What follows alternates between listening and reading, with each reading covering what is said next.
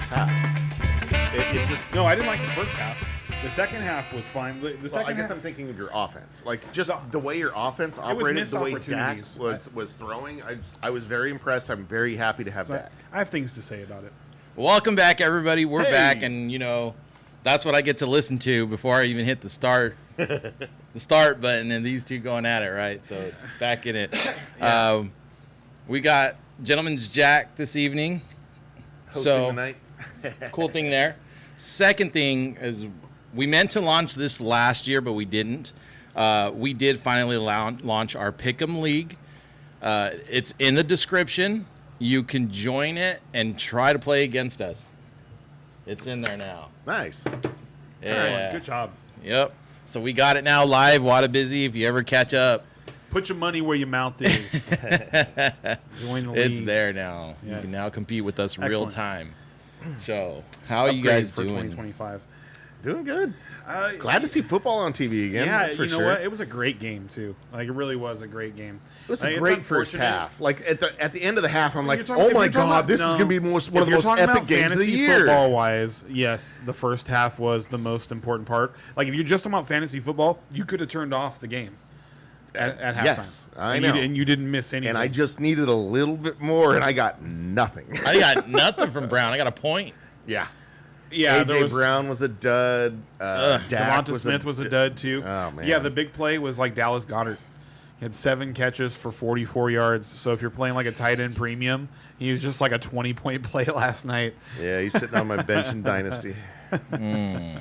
Good. In the Iron Throne, No, other Dynasty. So is it tight end premium? Because the reason I asked about the Iron Throne is because I know that one's tight end premium. So, yeah, that still feels terrible. yeah, no, I'm starting Hunter Henry in that one. Oh yeah. But no, it was just, I actually feel surprisingly good about him this week, but on the season, yeah, I need to improve my tight ends. So you're talking about Top Gun No, in Iron Throne. Yeah, Oh, Hunter Henry is your guy, and yeah.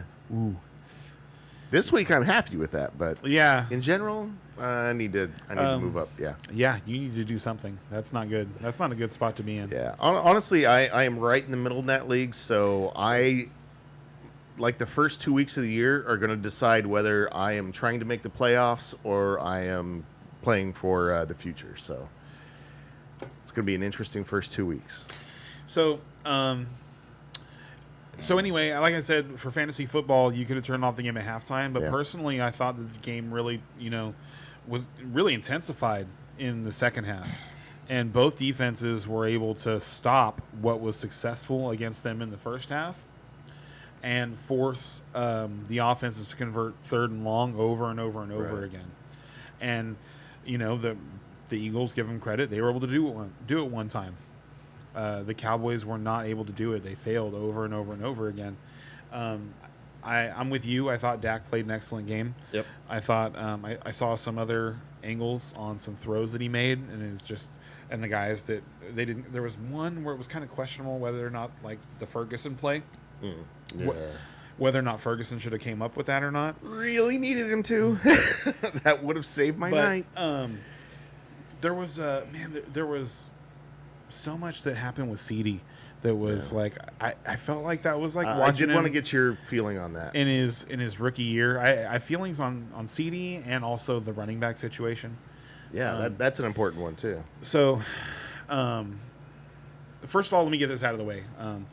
The offensive and defensive line played outstanding football last night. They were fantastic. Oh, who was that? oh, That's my Hollywood Brown. goodness. Is that Hollywood? Yeah. Hollywood. Damn. So we are actively watching the game. Yeah, I it's mean, a we big did play to start. Hollywood We Brown. did start early today, so we're just kind of goofing off a little bit. We'll Mahomes get into doing- it. Well, there's not Mahomes usually a things. Friday game. Hollywood Brown. Yeah, that Doing too. his best Tyreek Hill impression, Yeah, except for he didn't score. exactly. Yeah, Tyreek would have been. Tyreek would have scored. Friday game in Brazil. Sorry, didn't mean to interrupt you, but that was big. Yeah, it's Batted down. you know what's funny right now is like they went for 2 with Yeah. 12 minutes to go, and if they just kicked the extra point, or if they just made the other extra point. And it's like, and it always drives me nuts how they seem to make decisions now where it's like the next possession is the last possession, so we gotta be in this specific position against what you're doing right now. You need to think that way, halfway into the fourth quarter. But before that, to me, I really think it's you should not be kicking one most of the time. To me, it's really not until unless you're multiple scores down, and we're talking about whether or not to go for two. I don't like making those types of decisions. Like, let's say we score a touchdown, and we can go for two, and we can be up by 7, or we can just kick the extra point and be up by 6. Now, unless we're talking it's the last possession, like they're going to have 40 seconds on the clock, and the only thing they can do, like I said, the only thing they can do is score a touchdown. Okay. I want the score to be 7, right? But we're talking there's 6 minutes on the clock. I'm just kicking the extra point. What if there's 4? You know what I mean? I'm still kicking the extra point. At 4, and I guess and maybe it depends on timeouts, the amount of timeouts that I have. But we watch this every single week, where teams just give up points by going for it on 4th down. Yeah. Half an hour later, they're like, "Oh my god, I wish we would have kicked it." I agree. Yes, I agree. It's every broadcast. If they had just kicked the field goal, if they hadn't gone for 2, if that 4th down conversion. But that's what's fun. Yeah. That's what makes it fun. What if? What if? What if? What if? I like to win. I'm sorry. I like to win. I like to win. And so, and what's crazy is, like, I think back, like the NFL's gotten so crazy with the decisions now. Like the Chiefs, it was like, I think we're still in the first quarter, and they're on their own side of the field, and they're going for it on 4th and 1, and the NFL has gotten crazy like that, where that is the decision making is that it was midfield though. Was it like 40, 45 they were or 40-ish? 40. It's Okay. they were closer to the 40 than the 50. Yeah. That's for sure. And actually, I think it might have even been like the 38 or 39 yard line. Anyway, And that's where the money ball comes in. That's it's if you play out the stats, then exactly, over time this is the right play. right, and they'll just kind of live with sometimes the other team gets the ball and just gets a really short field and scores a touchdown. It's like, you know what? I don't want When that. does that happen? I want that to happen 0% of the time. Give me the play that lets that happen 0% of the time. Oh, punt. Yes, punt. We'll punt. Let's do that. Let's play field position. Like, nobody plays field position anymore.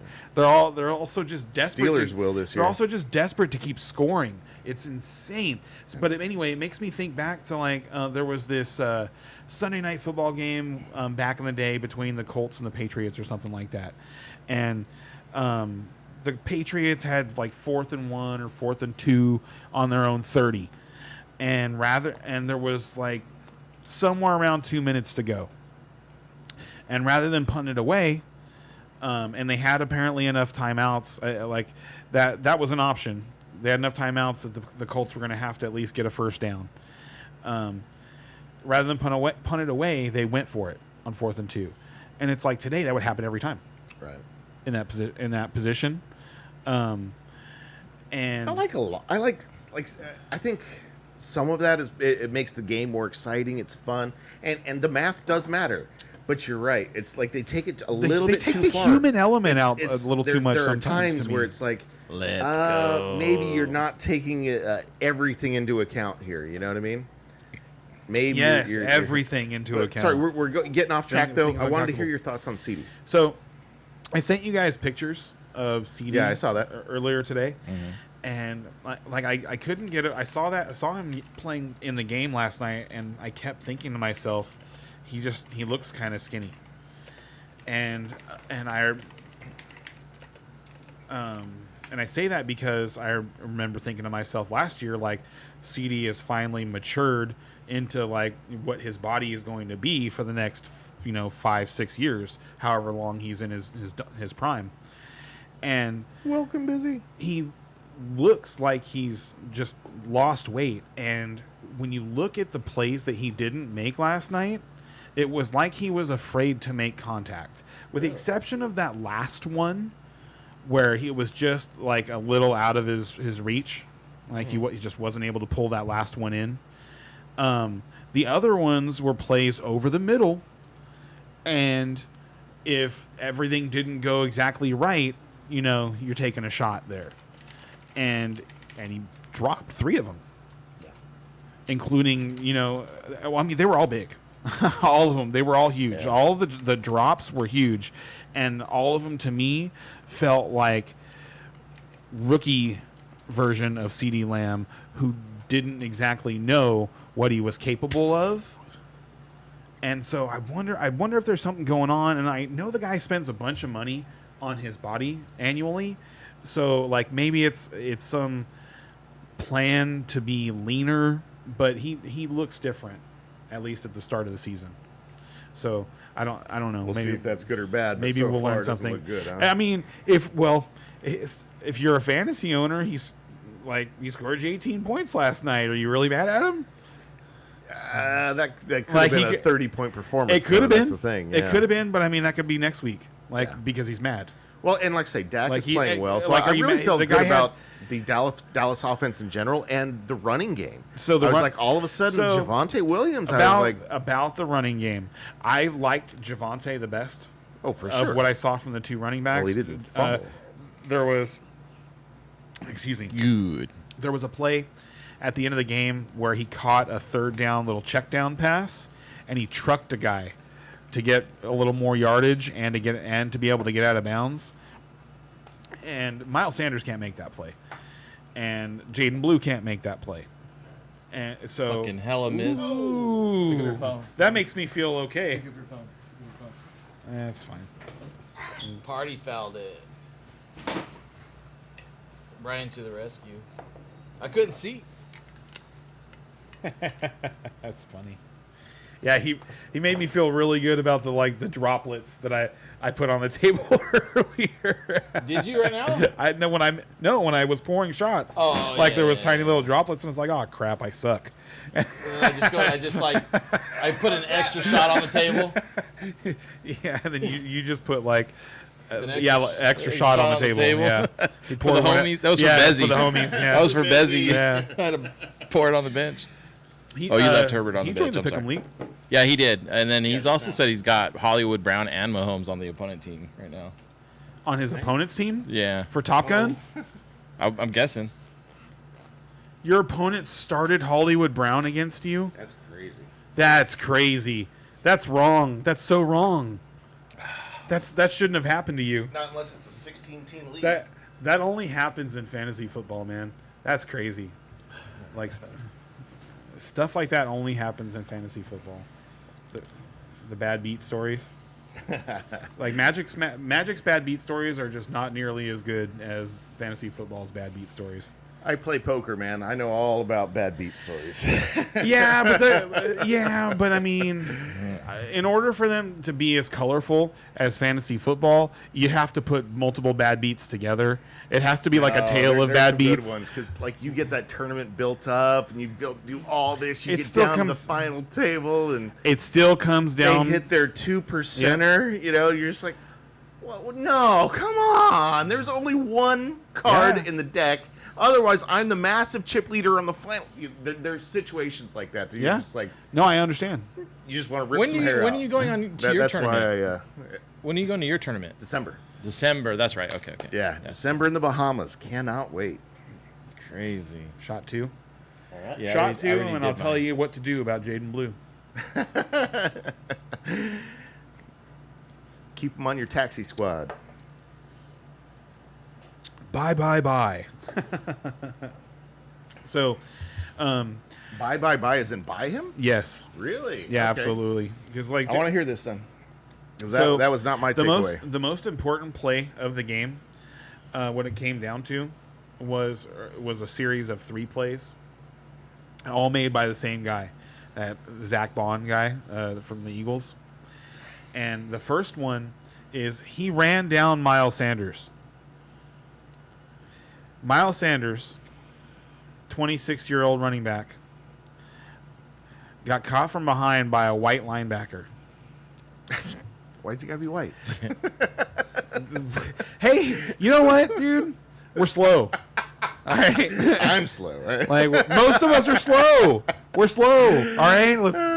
Every once in a while, there's like a unicorn, like a white guy that just runs like a gazelle. A 4-3, yeah. But they're so rare. Remember Tim Dwight? No, you don't. But I don't. I do. He was the white kick returner for the Falcons back in the day. Kick returner, punt returner. He was a burner. He was like if he got an angle on you, he was gone. And it was. But anyway, like I remember because it's so rare. Like they don't happen very often. But anyway, it's just like Jaden Blue doesn't get caught there. That's just a breakaway touchdown. Now. Okay. You can argue whether or not Jaden Blue sees the play exactly the same way and is patient enough to find to wait for the hole to open up. But given that, insert Jaden Blue there, touchdown. And it's not close. You're talking about a breakaway touchdown. Well, then that comes down to can he pass block? And that is the biggest question. That's huge for these rookies. As the practices roll on, and they watch Jaden Blue run away from people, and they watch Javonte Williams and Miles Sanders get touched down, or touched to complete the play. Like they're gonna be, you know what? Like we're gonna have to give this kid a crack. And I saw him a little bit in preseason, and he had a really nice goal line touchdown run, where he had to run over somebody. He had to put in the extra effort, and it made me think of when I lost a playoff game 2 years ago because Tony Pollard couldn't finish that touchdown run against Miami. You remember he got clotheslined at the goal line and didn't make it in. I lost that by 3.5 points or something like that. So, but anyway. And Jaden Blue that doesn't happen to him based on what are we doing here? Anyway, we're talking about old games. We're talking about running the Cowboys running back situation, okay. and I think that people should be buying in on Jaden Blue. If he's available in your league, I don't think he should be because I think eventually he's going to be the guy getting most of the important How many carries. carries did he get in the game? Who? Jaden Blue. No, he didn't play. They did not dress him. Okay. So I mean, you're looking at targeting him for the second half of the year. And I would venture later. that Javonte Williams is going to be fairly valuable for the first half of the year. I mean, maybe Jaden Blue comes on later on, but I saw Javonte Williams kind of getting what was there. I mean, we know how good this Eagles defense is, especially the run defense. They were missing. Mr. Dumbass for spitting, but in the beginning of the game, but his final line was 15 for 54. So I'm just saying. But when I was watching, it was passing the eye test. He was fine. He wasn't anything special. Exactly. But I really feel like this season, the offense is going to be on Dak and those wide receivers. And how'd that work out? I was encouraged. No, I was encouraged. Like the Philly defense. I know that the first 3 to 4 weeks of the year are really tough for Dallas, and so you're going to have to ride that out somehow. And I know I'm looking at that in some of my fantasy teams, like, okay, how can I can get around a couple of these weeks with somebody else. But I think after that, this is going to be those wide receivers and Dak. I think they're going to be something you can ride. Part of it is that they don't really have a great running game. You know what I mean? But they do have a great passing game. Based on what I saw. Their lack of, your opinion on their running game is not because they don't have great blocking. There was excellent blocking all night long. It's just that they didn't have an explosive runner in the backfield. And I don't think that's going to last very long. Right. They have a really talented running back. What week do you think he takes over? I mean, that's what people need to know. To be honest with you, it would surprise me if both of those guys remain healthy for longer than 4 weeks. Well, 4 weeks is the magic because number. Neither one of them have been able to do that. Well, I'm just saying, get him now. Don't fight. 4 weeks from now, get him while he's cheap. Yeah. You'll have to fight. 4 weeks from now, he'll play in a game, score, and look great, and you'll have to fight people for him on the waiver wire. I'm just saying this is going to happen. To me, it was bad enough that there's no way they don't give him a shot. And from what I saw on tape at Texas, and in the preseason, once they give him the opportunity, he's not going to give it back. All right. So, Okay. Well, that's the first game. Sorry. Just KC just lost the first game of the Yeah. season. second game of the season. Well, they're first. Yeah, their first game of the season. You confused the heck out of me there. Come on, man. 21-27. LA Chargers. We all picked in the pick 'em for KC to win. Yep. So the internet memes. See what happens when the ref stays out of it. You just wait, because this game looked one-sided. I don't like. I will say that they talked about Xavier Worthy being the key to their game plan, and Xavier Worthy went out on the first play of the game. So I mean that's big. And Rashi Rice is their other big player, and he's out for 6 weeks. So not having a wide receiver is kind of rough. Yep. When Hollywood Brown is Absolutely. scoring how many points? I mean, that's Absolutely, but the internet does not care. They're going to. I'm sure we'll see the memes, and that's all I was saying. The memes are coming.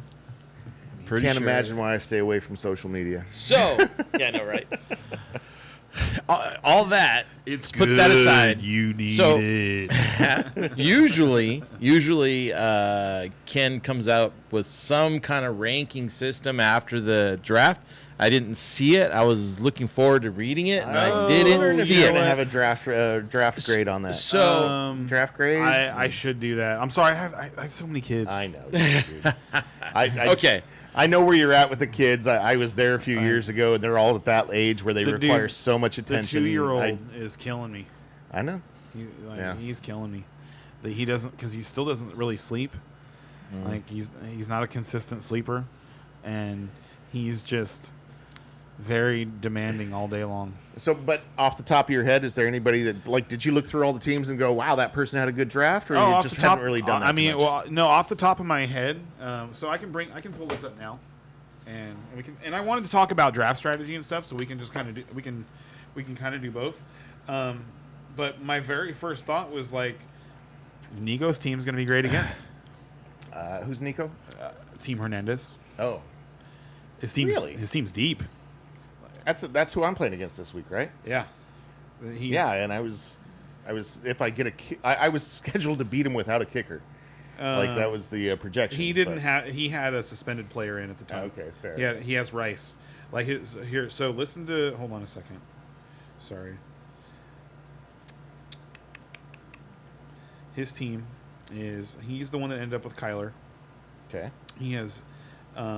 He's the one that ended up with Javonte Williams Okay. on his bench. Yeah. Because he's got James Cook and Aaron Jones, and then he's got That's Justin not great. Justin Jefferson, Marvin Harrison, Jalen Waddle, Okay. DJ Moore, Hawkinson. On his bench, he's got Jared Goff, Travis Etienne, Javonte Williams, Rashee Rice, Tyler Lockett, Stephon Diggs, and in IR he's got Tajay Spears. I like his team a lot. He's gonna score a lot of points every week. You're not gonna be able to beat him without scoring 140 plus points. I don't think he's gonna score a lot of points. Yeah, I thought his team was okay. I wasn't like his running backs are So- going to be a problem. I like Aaron Jones. I Aaron don't- Jones played like okay. Aaron Jones hasn't played less than 13 games ever.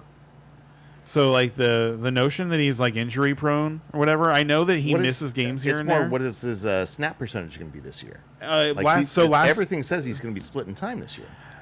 I which he don't. probably needs I to, just but- don't think so. Not more than. I don't think it's going to be much more, if at all, than last He's not year. getting the goal line and he carries, was that's for playing. sure. I don't. He doesn't need them. He gets so many targets. He doesn't need to listen. So, I mean, Aaron Jones. It's the numbers on Aaron Jones are ridiculous. So last year, That hat 8/29 Cam Newton's season. wearing is ridiculous. huh? Cam's always ridiculously. I gross. don't even have to look. So, Always. So listen to this. He had 1, 2, 3, 4, 5, 6, 7, 8, 9 games with 4 more targets last year. Okay. He lights up he just lights up everything. And actually, last year he was kind of low on touchdowns, but listen to his scores. Okay, 18.9, 9.8, 25.8, 17.9, 6.3. That was against the Jets last year, and he got hurt. He only played 22% of the snaps in that game. Then they had a bye. 20.6, 11.5, 12.2, 12.1, 5.3, 19.9, 9.8, 16.4, 18 points, and now we're in the playoffs. 18.6, 12.3, 11.7. Like, what more could you want out of an RB2? I don't know. The second half of that season sounded fairly weak. What? Like, The so first from here's season, week, first half sounded decent, but here's like, week 7 like on. 10, 11, 12 points. Like I want more than that From your RB2. Like that's like if he gets that, that's no, not no. gonna You want kill that me. every week, that's not but what I then want. but then you have also like from 7 on there was 1, 2, 3, 4 times where he scored 16 and a half or more points. I mean, from an RB2, that's really good, and to have a floor of like 10 is like it's not exactly But easy if we're getting to do those numbers, unless but we're you're talking unless you're about- spending a bunch. I think we're only going to get 70% of those numbers. So unless you're spending a bunch of money in the draft to get players, it's hard to get those numbers for a guy that cost you $8. Okay, $8 is a good price for him. Yeah. I will give you that. But he's still somebody that I would rather have as my backup. That's not somebody who I want in my lineup. Well, I this mean, year. if Javonte Williams is going to keep getting the work that he got in week 1, he is a backup. and even if he gets the work that but he no, got in I week 1, I I'd agree want with you him. that I his still running want backs Javonte as a aren't backup. necessarily blowing people away. And James Cook, I think, like, so it's funny that you said the snap percentage on Aaron Jones, because actually James Cook has much worse snap percentage than Aaron Jones last year. Aaron Jones was here. I'll go. Let me pull this Different up again real quick. situations, but yeah. So snap percentage in games last year. From week 7 on 72, 92, 75, 52, 53, 79, 53, 63, 61, 82. So 50 plus in every single game. And James Cook was not that way. James Cook was less than 50% in a handful of games. He was just super efficient. He scored 16 touchdowns last year. Well, He also doesn't for the catch Bills. he also doesn't catch the ball very much. So it's funny that you were like Aaron. That's what I'm saying. Is I want him to be my number 2, and they've got Aaron Jones as their number. I feel like they have two number 2s at running back. You know, one of them might fail. So like, that's what I'm saying. I felt like That's he had definitely a another guy. weakness for him. He's got Waddle too. I don't think I mentioned Waddle. Which could be like I'm actually on the positive on the Waddle side. I but like Waddle a It could lot. easily go the other way. But he's there. had injury reports too, and he hasn't been practicing. Oh really? Yeah. Oh man, I actually put him in a DraftKings lineup. I might have to take him out. So let me go. So I was telling this guy on the way over when we were drafting, and so this guy is hilarious. So hold on, let's bring you in first. I'm gonna pull this. Let me pull this up real quick. Here we go. The draft results, and I want to talk to Ray first because Ray.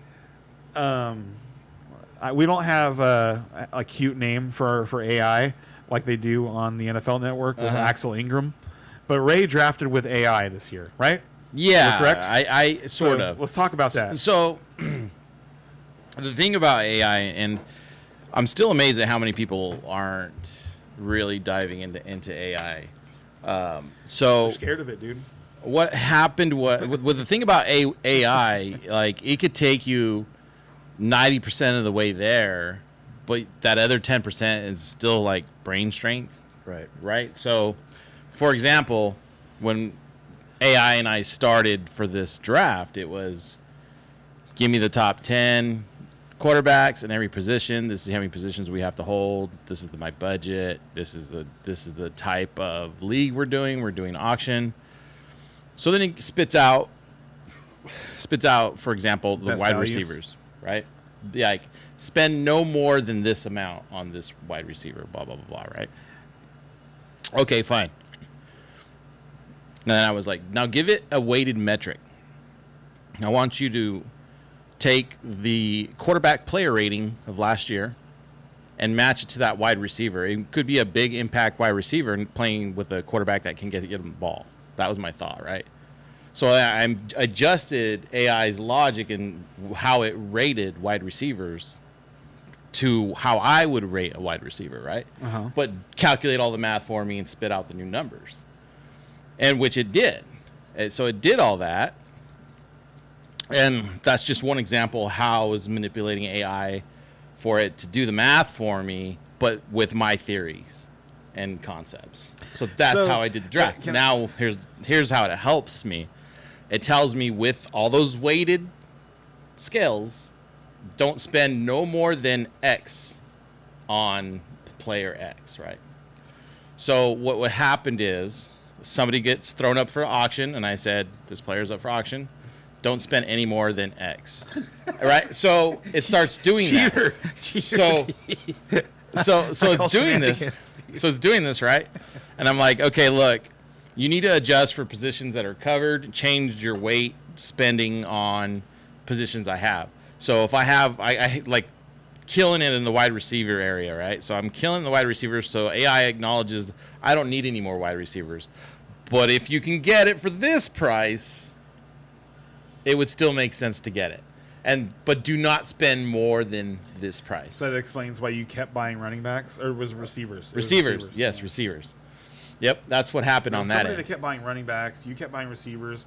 There was another guy that get like, okay, so Well, in my defense with AI, I made runs at running backs, but it was telling me Don't go above do this not number." spend more. So tell us which ones you Then- made runs at. I don't remember, but because you ended up with Quinshon Judkins for $4.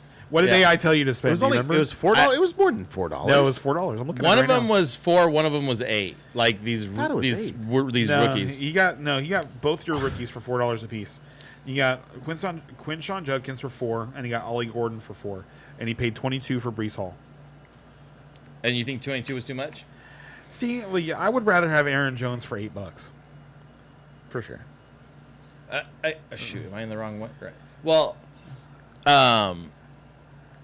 again, like I was gonna do for me, I was like, I'm doing AI or bust. I wasn't gonna call an audible in the middle of the AI No, because then I wouldn't have had a thing. true Absolutely. sample Yeah. of utilizing it for those reasons. So are you going to continue to use it during the years? Were you No, probably happy not. with Just your? the auction. Were you happy with your? Not in the your running back roster? sense. No, I wasn't happy in the running back area.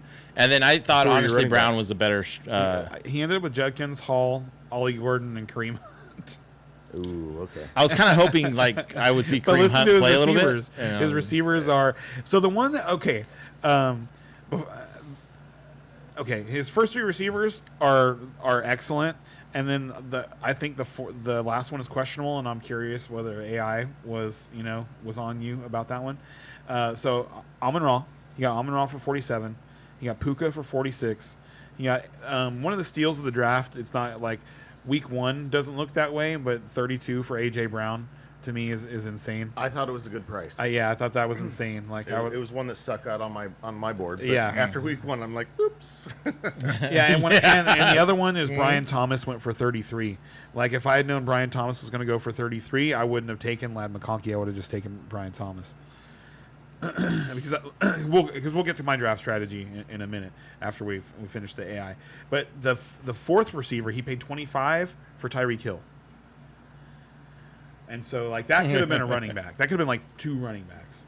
Yeah. And in my head, I was thinking well, maybe I'll get a good trade offer for running backs that somebody who needs a receiver. Tyreek Hill is going to be a hit or a miss this year. Yeah, it's going to be. It's going to be. You're he's not. gonna be It's going to be. great He's or so horrible. good you're not trading him, or he's going to be so bad you can't trade him. Well, him or don't- another receiver, right? I mean, But it's- that was just kind of you the know what's- order I got. So them in, while right? we're on Tyreek Hill, one thing I really wanted to say is, did you guys see his the details on his divorce settlement? The preliminary details on his divorce settlement. Like it's not finalized, they're not done, but these things are like it's guaranteed it could get worse. Like it's these things are guaranteed and it could get worse.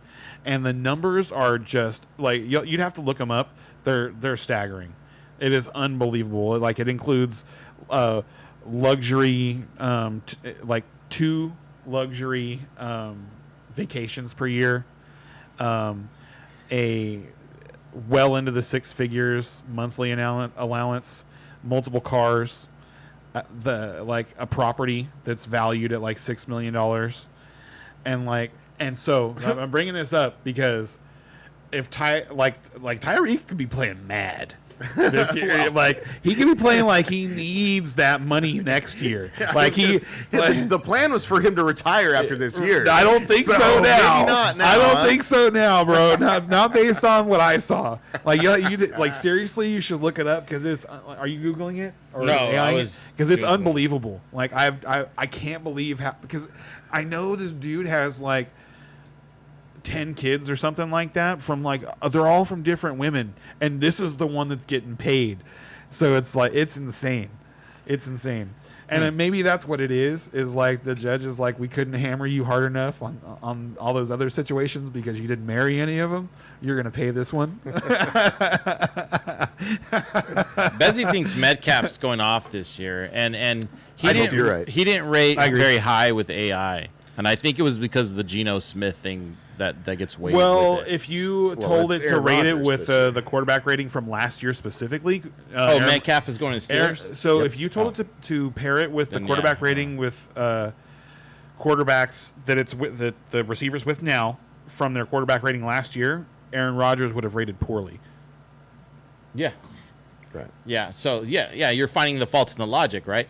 So imagine you using your weighted stuff, But it with might AI. but you So might it's also like that just be 10%. saving yourself from a situation where it's like, because the thing is like it's still much more likely that he plays closer to that than to 2021 MVP Aaron Rodgers. You know what I'm saying?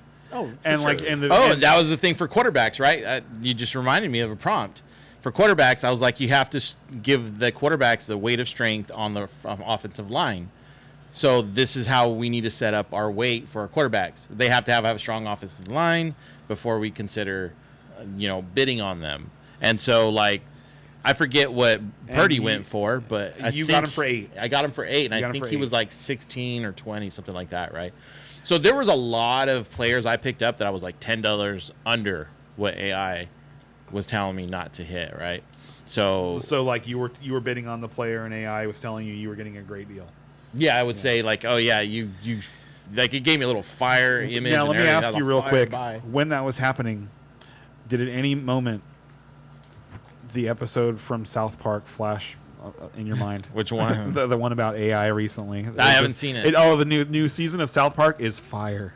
I'd probably have to go back. I've seen the first 2 two or 3 episodes. seasons. Oh my god, the third one's even better. Yeah. The third one is about AI, and it's like, you know how Randy has Tegrity Farms, Okay. like the weed farm. farm. Yeah. Yeah, and so it's like for like a bunch of different reasons, for like regulations and stuff like that. Oh, that's what it was. It was the government stealing all of our Mexicans. that was part of it, but the other part is AI helps him like transform his business from a marijuana grow operation to like a marijuana based something like Future Solutions or something like that. And it's nonsense, but it's so funny. You got to watch it because it's AI really the AI just keeps kissing his ass the whole time It does that. the whole time he's feeding it It shit does that. ideas. And it's like, and It so does that. and yes. it's so funny. Like his wife, That's a great idea. she's like she's not that's what his wife does to all of his ideas. Yeah. And she knows that things are going bad with the farm, but he's reassured her that he's working with AI to reorganize the business. And so she kind of just like lets him do his thing. Oh, I'm not even going to mention like on air like one of the funniest parts of the whole reason the reasons you should watch it. But there's something he does throughout the episode constantly. Like it's oh man, it's too funny. Anyway, she's like she just gets weary about it, so she like starts using the Chat GPT, and she tells it that she's thinking about like leaving her job and she wants to start a business. Making like salads, but with French fries instead of lettuce. And so, and it starts, and the AI just starts telling her, oh, it sounds like a really nice deconstructed comfort food or something like that. And she's like, wait a minute, you think that's a great idea? Oh, of course. And she's just like, fuck. Oh, shit. Yeah. She realizes that Randy's just been, feeding it bullshit ideas, and he's just been going off into a. And it will AI is absolutely do So- that. And so when you're playing with AI, and Wadabezi has some comments about AI, he tells them to trust the students over AI. And and I have an opposite approach. When I'm with my students, I'm like, just use AI to get you the numbers. Just like, and so I'm using AI in front of them, like, give me a story about XYZ, and then we do whatever we need to the story, right? And so they kind of laugh it off, but when I was using AI on the giraffe, there were some that, like I mentioned, was underneath my budget, but it would always say like, stop at this amount, and I'm like, I'm not bidding, I'm losing these bids because you're telling me to stop at this amount, and it's like, yes, we're aligned, we're calibrated, we're doing this. But was there what was the player that you missed out on that you would have, like, if you could do it over again and just ignore AI, like, where you listen to AI and you're like, man, I wouldn't say there was a specific player, but the running back position, there was like it was some just of those I was devaluing just running like, backs? oh my gosh, Did you not I spend? should've just What gone did you tell more. it to do? How did you tell it to value running backs? I didn't. That was the one that I didn't really give it a weighted metric on it. I kind of felt that running backs are all kind of valued the same across the board, across the internet.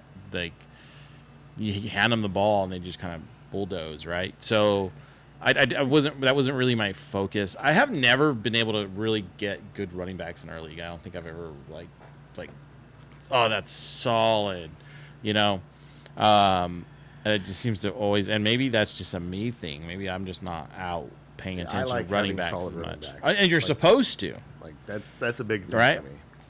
Yeah, so I'm with him. So I just haven't been able to get that part done. I feel like I'm better at finding running backs, though, value in running backs, than I am with receivers.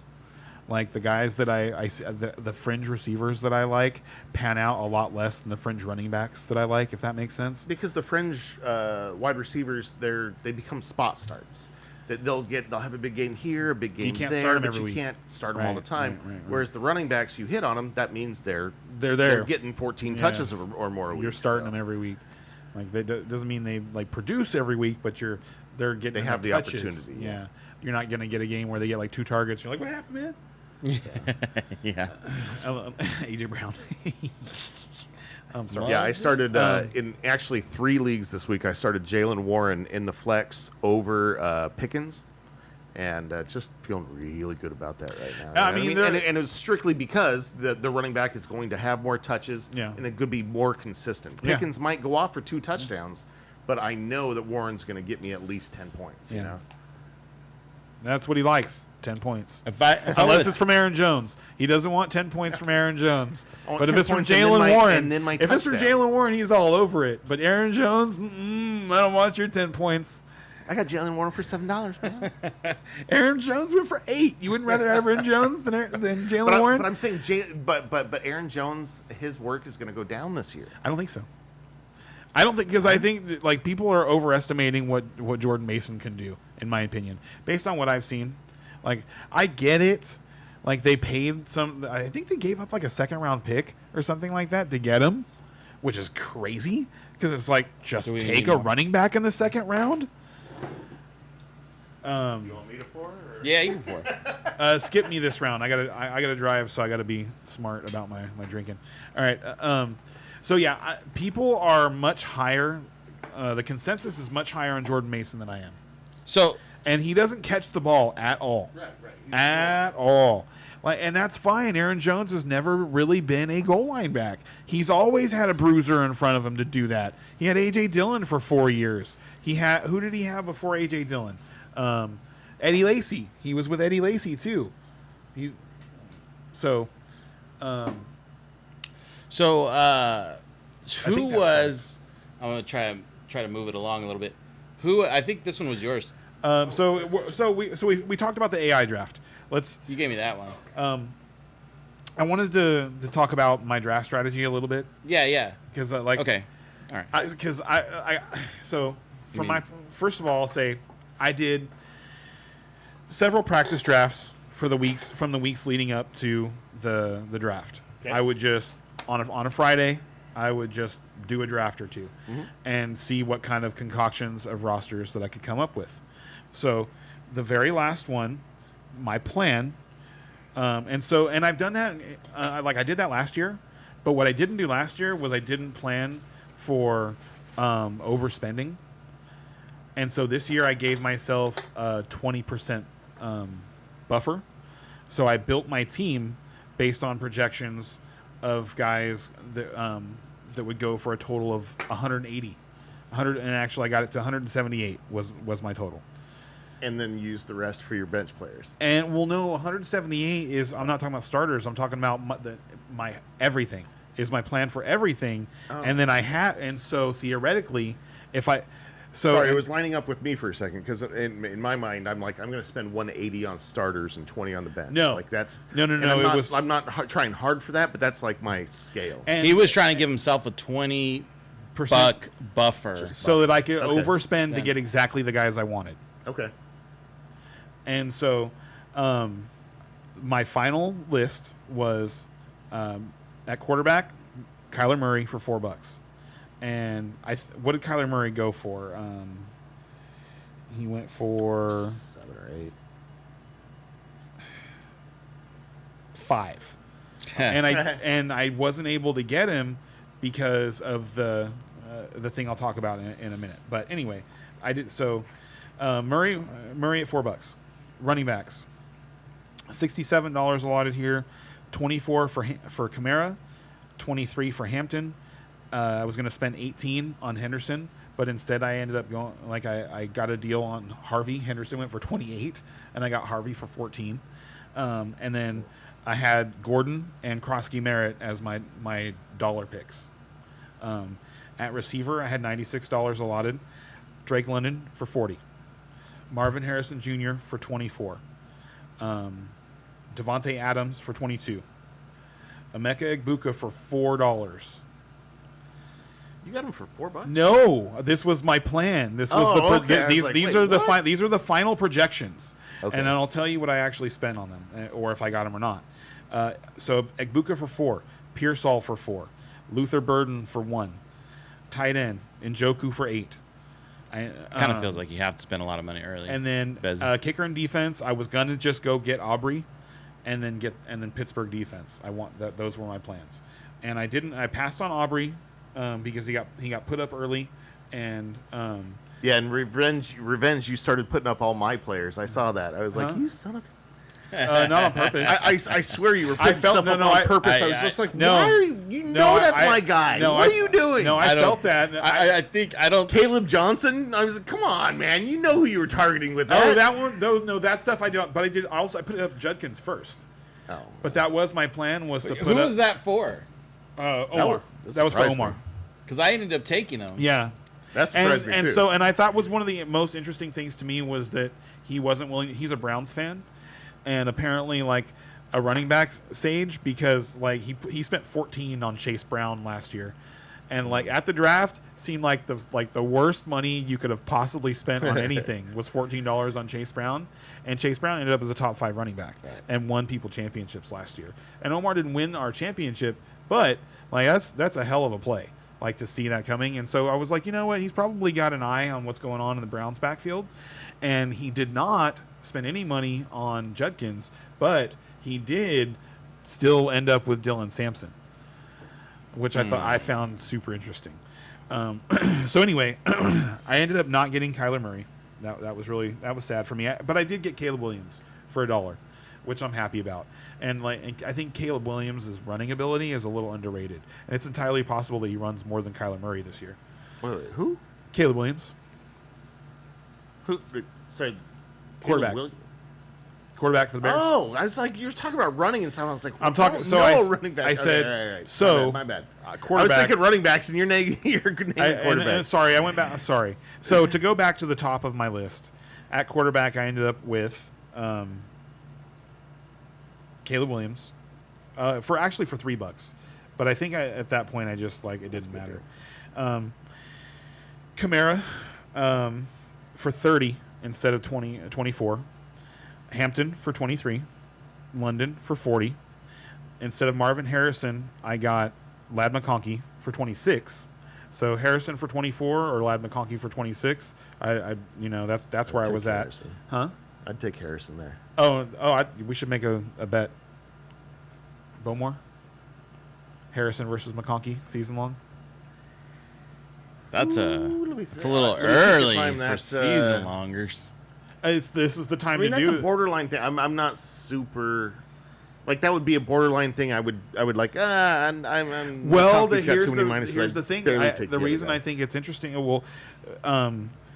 Harrison ended up going for 18, Yeah, I which thought is- that was a steal. which is a big deal. Yeah, I was so out of money like or else I so would've the kept going. and to me, I'd still rather have McConkey at 26. Like I'm still happy with having McConkey. I don't have regret that I didn't What stick were to his getting Harrison. numbers tonight? 'Cause, huh? I mean, his numbers tonight. What like how involved was he? Oh, he had at the point that we were driving over here, he had 8 targets and 65 yards. Okay. Against a good defense, so Let's see, what did he do tonight? I guess with Keenan Allen coming back and some of the other weapons coming back, I'm just like they're not going to need to lean on McConkey the way they did last year. I mean, he's still I going don't to be think good. I don't think but they need to lean on him. It was he was really efficient, and he is an efficient player. He's a smart player. He knows exactly where to be. I don't think he's going to need 14, 15 targets like what we're going to get from a Malik Neighbors, a Jamar Chase, CD Lamb. But I'll be happy with 12, especially out of a wide receiver 2. Yeah. And then so wide receiver 3 was Devontae Adams. I did get him, and I spent 27 instead. So at this point, I'm 5, 7, 13. I'm 13 over my projection, but I'm still still have a 7 cushion. under my Right. cushion. All right, and then Tyler Warren, I wasn't trying to get him, but I bid on him, and it stayed at 7, and I was like, I was planning on spending 8 for Njoku. This sounds like at least, an equal deal with the possibility of being better, because like I it's going to feel bad at first, I think, because Njoku's going to have a great start with Flacco. Yeah. But who knows how long Flacco's going to play. Agreed. Then I instead of getting Henderson, so I got $1 back there. So now we have $8, and then 14 for RJ Harvey instead of 18 for Henderson, who actually went for 28. So I got another Both too high. $4 back there. All right, but then instead of spending $4 on Egbuka, and I started saying, so let me hold on real quick. Early in the draft, Pearsall got put up, like way before he should have got put on the block. Pearsall Right. went on the block, and he went, instead of going for the projected 4, he went for 11. So when that happened, I started planning towards not like Egbuka not going near the $4 that he was projected to go for. I was thinking like 12.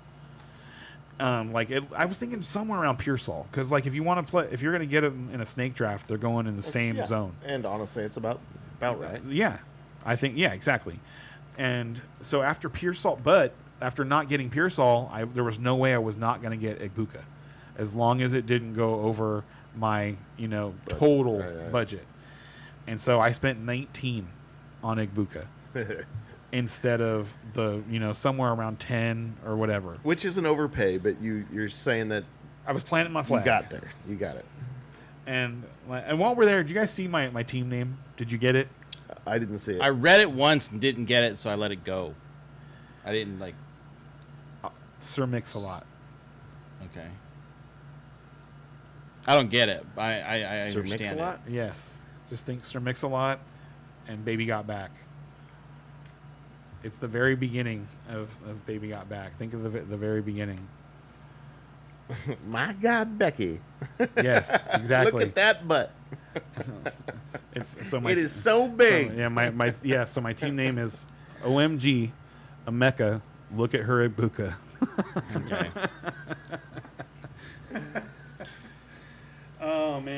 I can't lose with a name like that, right? Too deep, man. Too deep. There was too many like. There's some layers there. But I had there's easy, too many but I had stones easy to ones. jump. I could have named my team. I've seen it too many times. Like I have like three leagues where somebody has a team named McConkey Kong, something. So I wasn't gonna do that. And then the other easy one would have just been like Drake and Bake. I like it. I like it. Right, and they're good. They're good, but they're not as good as that Ibuka one. That one's good. I like Well, that we're one. getting kind of deep into the night now. We should probably start on our projections for Sunday. Do Yeah. we have a lineup? I ain't got shit. I knew it. You and AI just lazy. We got lazy. What do you want? What do you want to know? Well, we have the honestly, pickups thing. I was going to say we have the pick'ems, so that it's like So- we have a recording right there, which is kind of nice. Yeah, That's yeah. kind of how I thought we were going to use it. So Well, how do you feel about your draft, though? We I talked feel about our like- drafts. Oh, I'm sorry. I thought it was just obvious that my draft was amazing. Well, we had two theories going on this end, but you went with the old school, tried and All right, true. so I'll I, read- I I'll go read- for my tried and true water. Yeah. Water is my theory. Like I stay water. Mm-hmm. I have a little bit of an idea of this or that coming in, but you know what? I'm gonna go with the draft. And I'm gonna go with the flow So- of things. So if I've got my tiers, and so if these guys are going for, 57 and 58 in this tier, and this guy's going for 50, guess what? That's my bargain. And so I'm always looking for bargains, and I feel like I got some really good bargains, and I feel really good about my lineup going in. Well, all right, I'm going to read it. Okay. So, Brian ended up with Dak Prescott for $5, Caleb Johnson for $6, Christian McCaffrey, cue the wah wah wah wah, Yeah. Oh my god. for 55. Little nervous about that one. Breathing intensifies. And then here's where he was right on par with me. I thought and I was like, good job. And he got Nico Collins for 40. Because Very happy like with I that would deal. not want to bet I would Drake London or Nico Collins for at I think 40. Like they're you both going right. Like I say, they're you could both take either deals one. where you got them, and I'd be both of happy- those players could legitimately be the number one I wide agree. receiver. This I year. agree. I 100% agree. I think they're in very similar situations. Yeah, I was jealous when you got London for 40. So, but London was just below Nico on my list. So And for me, How much- he's just how much above. did you get Christian just above, for? So 55. yeah, And honestly, that was like the most I was going to go for him. I was hoping to get him for like the 50 range. I was kind of surprised I had to go up to 55, but he went up too. so late Me too. that he was the last big running back left, and I felt like I had the way my draft was falling is like I have to get him, or else my running backs are going to be weird, and that's not where I wanted to go. I wanted to have at least one hero RB, and so and I like McCaffrey, I mean, but AI's got it. I pulled up the log on this. I was able to pull some information on, and it said you should not have spent more than $60. So according to AI, you did $5 under budget. I think what happened with me, I probably didn't have that capital to keep Right. spending So up that high. our league, the way that it seems to work out, the way that our league drafts is, we don't spend near as much on the high end as the projections, but we end up spending a lot more than the projections on lower end guys. And so it's every year, and it's funny because it's every year it's hard to figure out exactly which guys our league is going to be low on at the top Right. end and which guys they're going to be high on at the low end. And I was telling him, like, I was trying to get dollar guys at the end of it, and every single one of them, like, they were going for $5, $6, $7. Yeah. Guys that were projected to go for $1. As soon as that, like, I think as soon as I at some point tuned out. I just You looked ran out of on- money. So Yeah, the so I ran AI out of- led him to a dry bank after, like, I think we were at the end of maybe round 6. Maybe round 6. I don't even think you made it that you far. were. So 6 is 12 nominations. It's 12 nominations per, so that's 70 picks.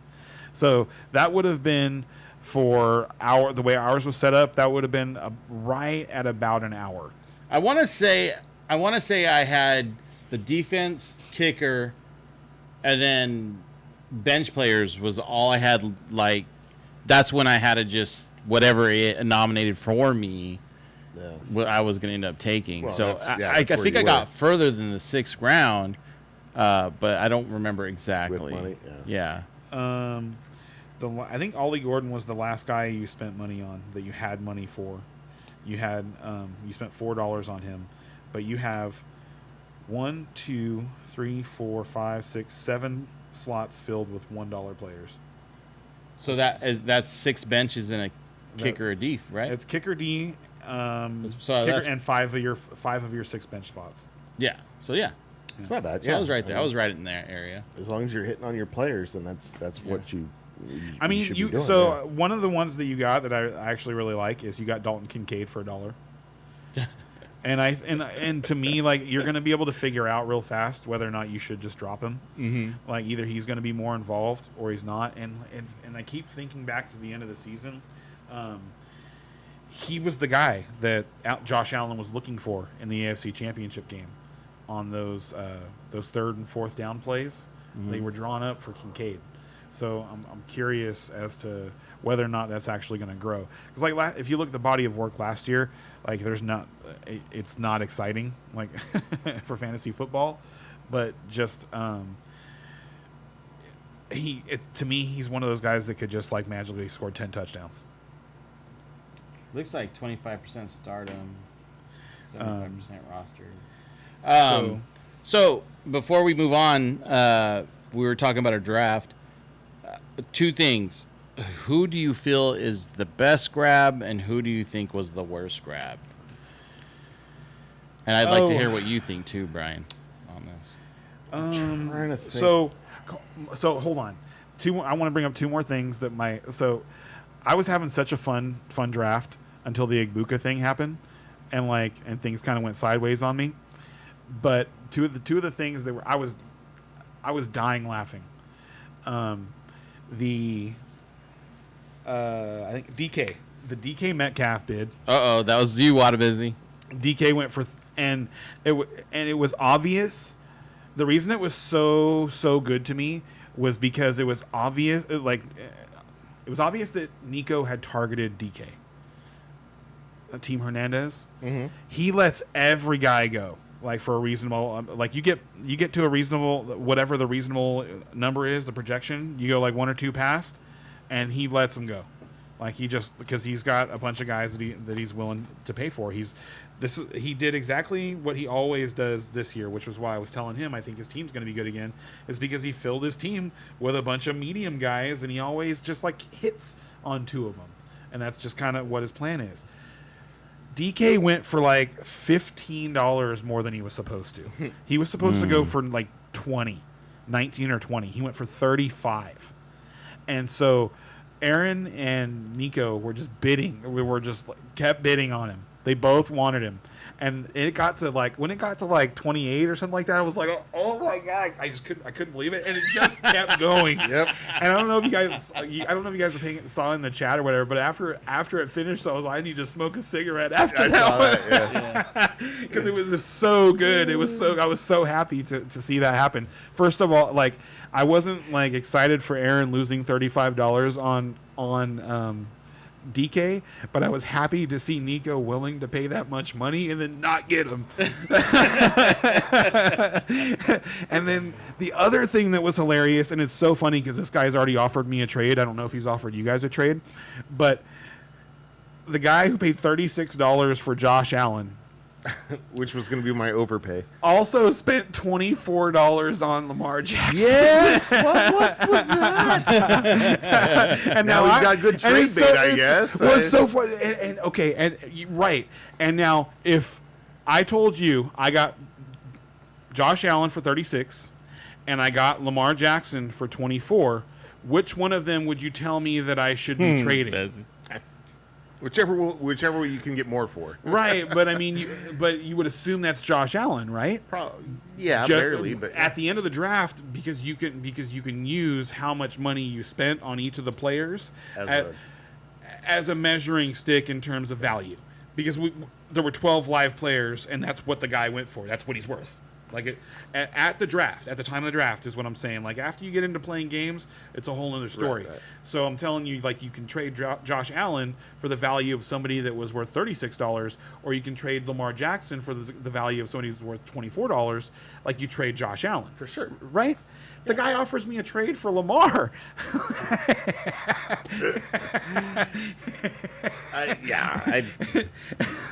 So that was really funny to me. But like the overpay of the draft I'm sorry, but just he spent $60 on quarterbacks. quarterbacks. But you Like, know what? That is, He wasn't That's not a alone. good Shady spent 39 on Jalen Hurts and Joe Burrow. He got Hurts and Burrow. And now, like, I'm sorry for like new members of the league. Those players are now locked. You will not have a chance to start them on your roster in this league. Shady don't trade. Shady doesn't share food. Like that's kind of, and he really doesn't. I don't think he's made but one trade. Like somebody offered him some stupid lopsided trade in one of the years, and I can't remember exactly what it was. right. But he doesn't trade. He just like he drafts his guy, and he makes very few moves too. He'll sit on his roster for forever, and he's got a third quarterback too because he has McCarthy. So he's got. That doesn't feel good, man. That feels like a big mistake. So I'm But this guessing guy then- has only missed the playoffs once, Yeah. and this is season 6. Luck he's is a only thing. he's only missed the playoffs. Well, I mean, that's true. That is true. And his luck was bad tonight because he's got Xavier Worthy. So it's funny because, man, his team is weird. His team is weird. But yeah, we're getting a little off of what you asked. I would say then that you think Metcalf was the worst grab of the night. I do. I think Allen was. Josh Allen. I don't. For 36, it's just way too much. I agree that it was too much, and it's funny to me. So this is the first time in 4 years that he hasn't gone to Murder Valiants. Juan has had Josh Allen every single year, and it was interesting because he kind of bowed out at the bidding at like 31 or 32 or something like that. And I was like, oh, that's, he's got a little strategy going. He's not going to get Josh Allen. He's going to drop him on somebody this year, which is, I think, the smart move. And he ended up with Jaden Daniels for 28. And so, and to me, those are the three, and not just to me, like to everybody. Yeah. Those are the three most likely to finish in the top 3 of quarterback scoring, I would say. So I think there was a big 5 this year, but well, I mean, it's hard not to. Everybody's going to be saying Jalen Hurts after that performance last night. Jalen Hurts 14 is carries. in the top 5, He had 14 and carries. Burrow's in the top 5 for most. I think there's 5 big quarterback names. Thank you for saying that, because that reminds me of a question that I wanted to ask, and that is Joe Burrow this generation's Peyton Manning? Where you just like he's not going to run, but you got to have him because it's just automatic. He's going to throw 40 touchdowns. He's going to throw 4,500 to 5,000 yards. Like, you just know it's going to happen every year. I don't know that he'll win a Super Bowl though. Right. To that, to the same effect, I guess. But like Peyton overcame it. But I had this thought too, is like he's also this generation's Dan Marino, and like he I think went that's a better comp. he went real he went Seriously, really that's a early. better comp. He went really early, like put the team on his back and took him to the Super Bowl. Like they don't win. There's no. And he's super talented with his arm. Like, he really is. He really is. But he can only stay in the pocket, and he can get hurt. Like, he's vulnerable to getting hurt. So yes, and it's- his offensive line's horrible. which is insane to me. If you have Yeah. Joe Burrow as your quarterback, how are you not investing in freaking O-line? That's Jamar Chase is cool and T. Higgins is cool, but you're so good that you can throw to anybody. So let's just put like the 5 best offensive linemen in the league in front of you, and see what happens. and watch you just destroy the league. Well, I'm just with glad guys they're not doing it, like. 'cause- And it's funny because that's what the Patriots did for all those years. Was the thing that was put consistent. a line and see what else we can put Their around offensive them, and- line, Yep. like go back and look at their offensive line from like the 04 to all the way to like 2013 era. Like all those guys played together. They didn't leave.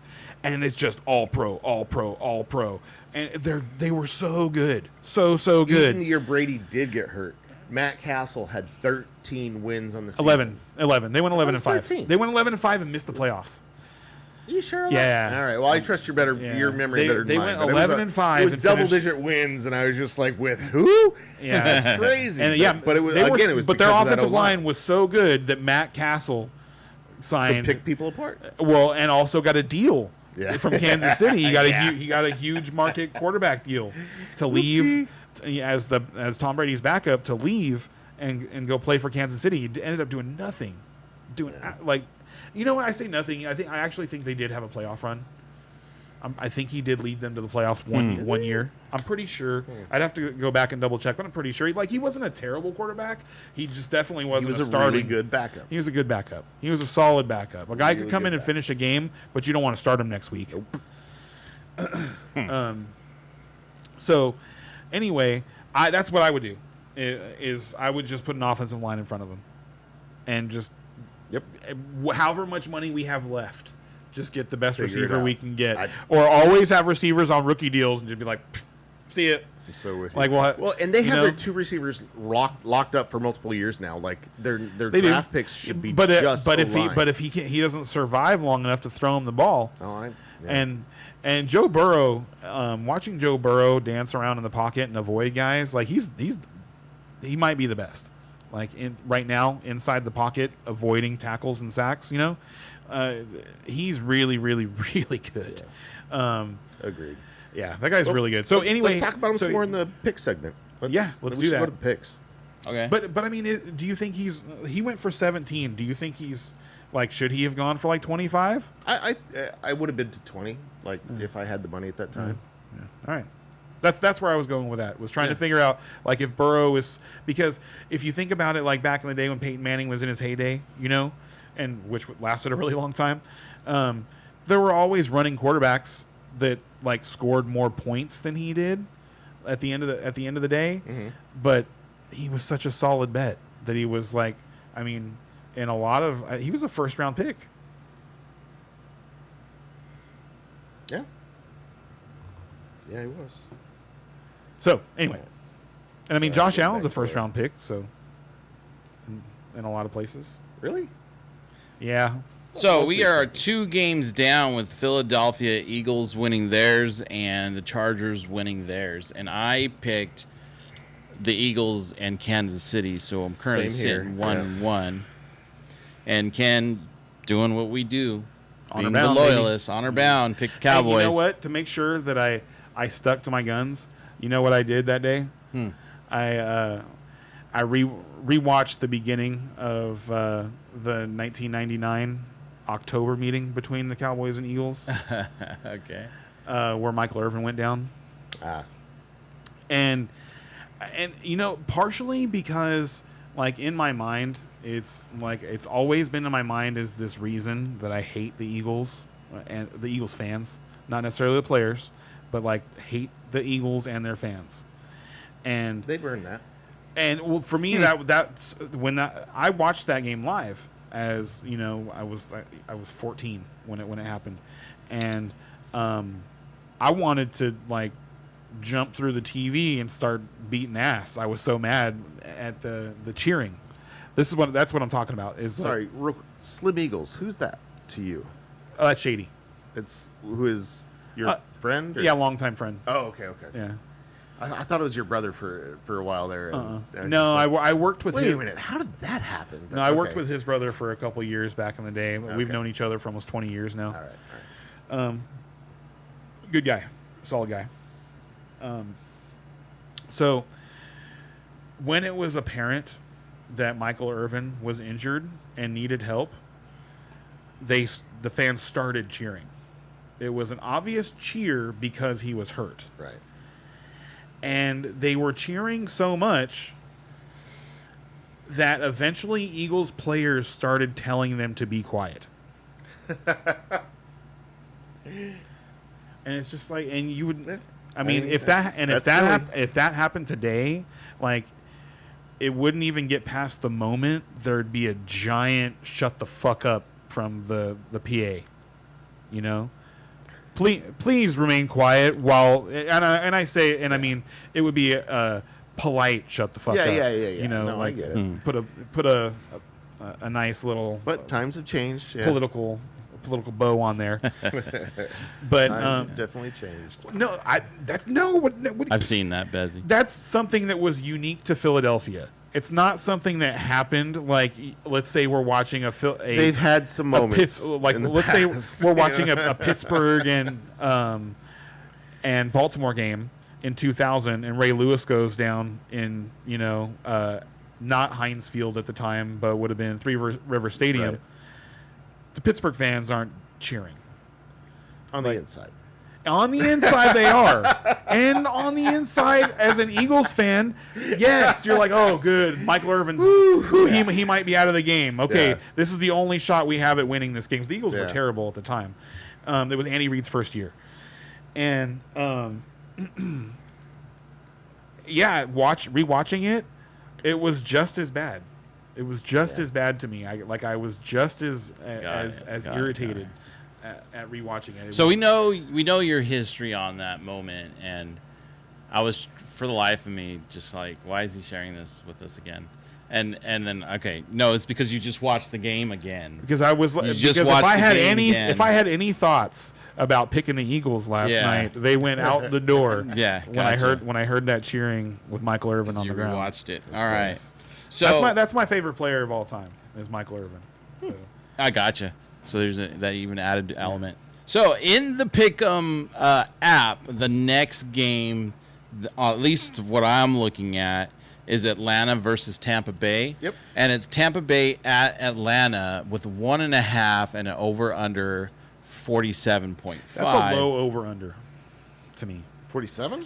No, I mean, that's not a low over under. You're No, saying for this game. For this game, like if you watch these two I teams think a play lot of last that's- year, yeah, and it's but- mostly the same pieces. It's like Except Tampa's missing some of their pieces. Tampa's missing some pieces, man. They're especially I said on mostly offense. the same pieces, but you could from what I have seen and what I have read and what I have heard, you could argue that they're going to be obviously they're going to be better with Godwin or when Godwin comes back, but they're not necessarily worse having Egbuka in his place. Like this kid, And maybe halfway through the season I can say that, but I like week 1, He week 2, week seems like- 3. Rookies are rookies, man. Baker Mayfield had some really nice things to say about him.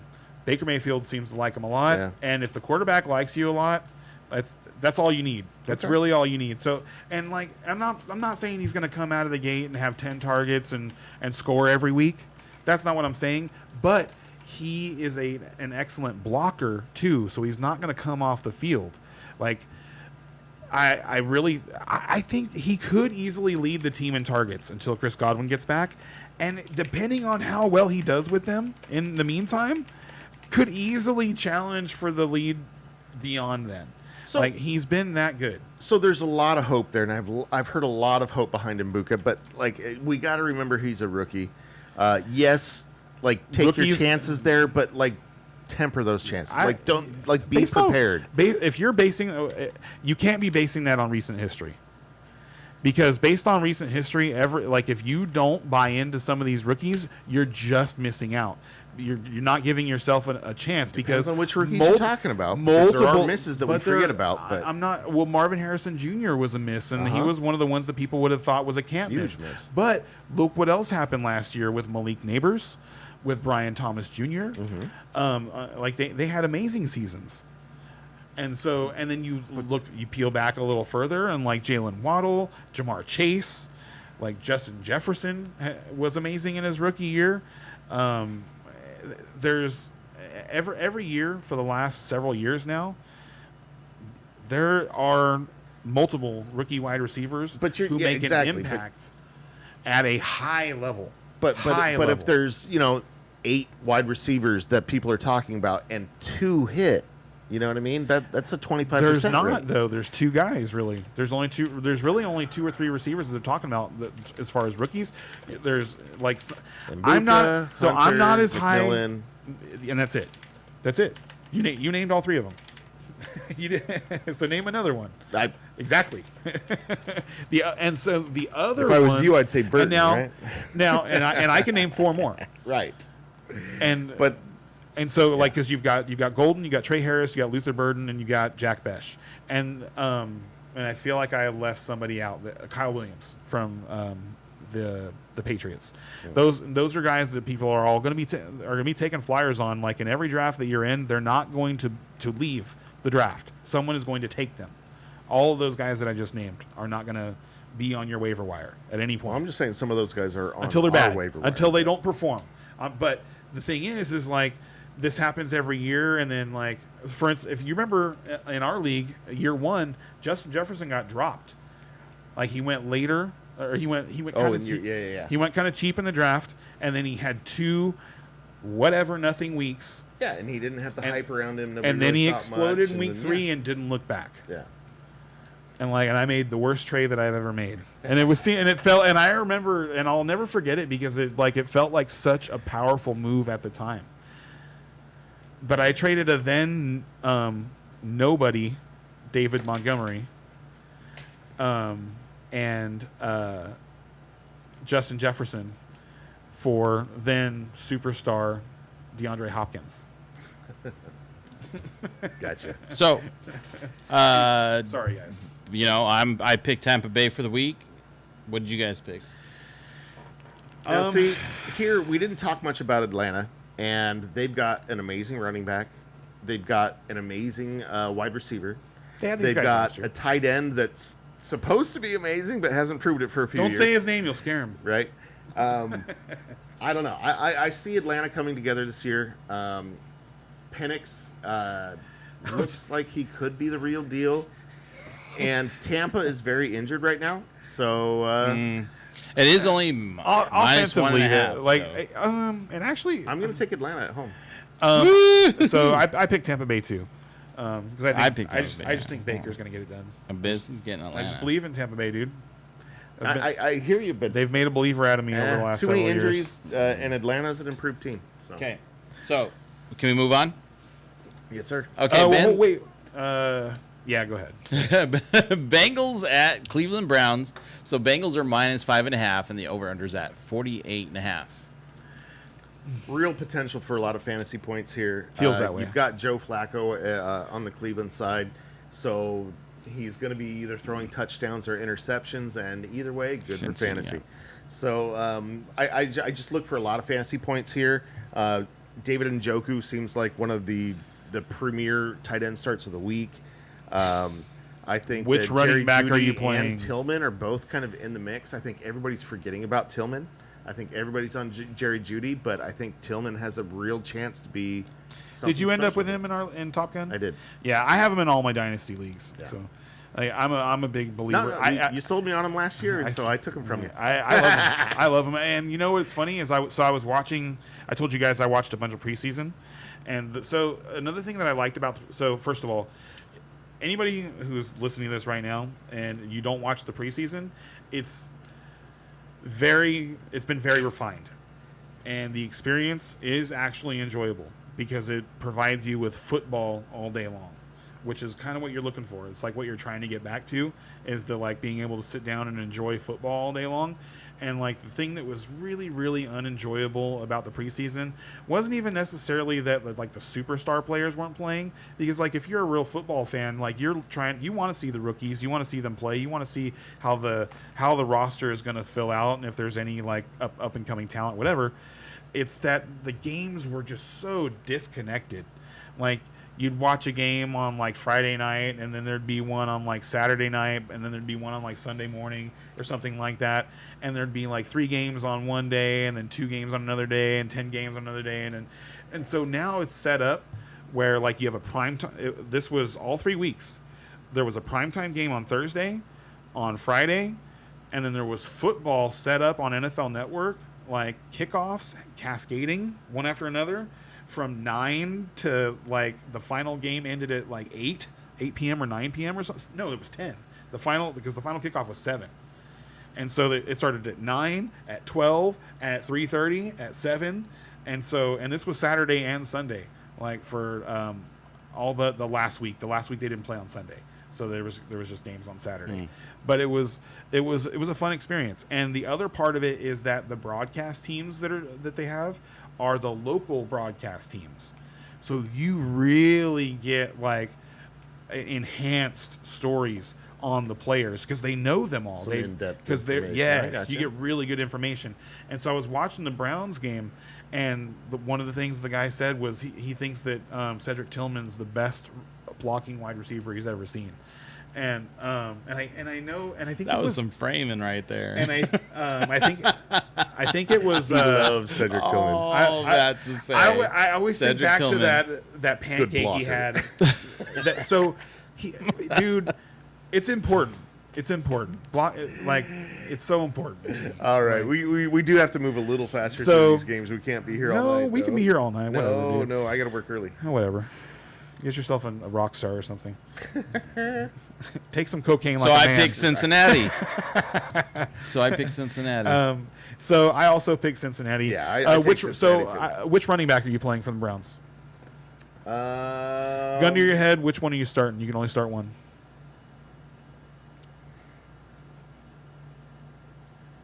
Cup's always been a good forward, blocking I wide guess. receiver. I mean, Yep, I'm with you. but I'd prefer to. I mean, I don't want to start any of those. Like, that's not a good game script. That's not. I don't know. No, I think actually I definitely disagree. stay away if I I can. actually disagree. I think it's entirely possible to get it wrong.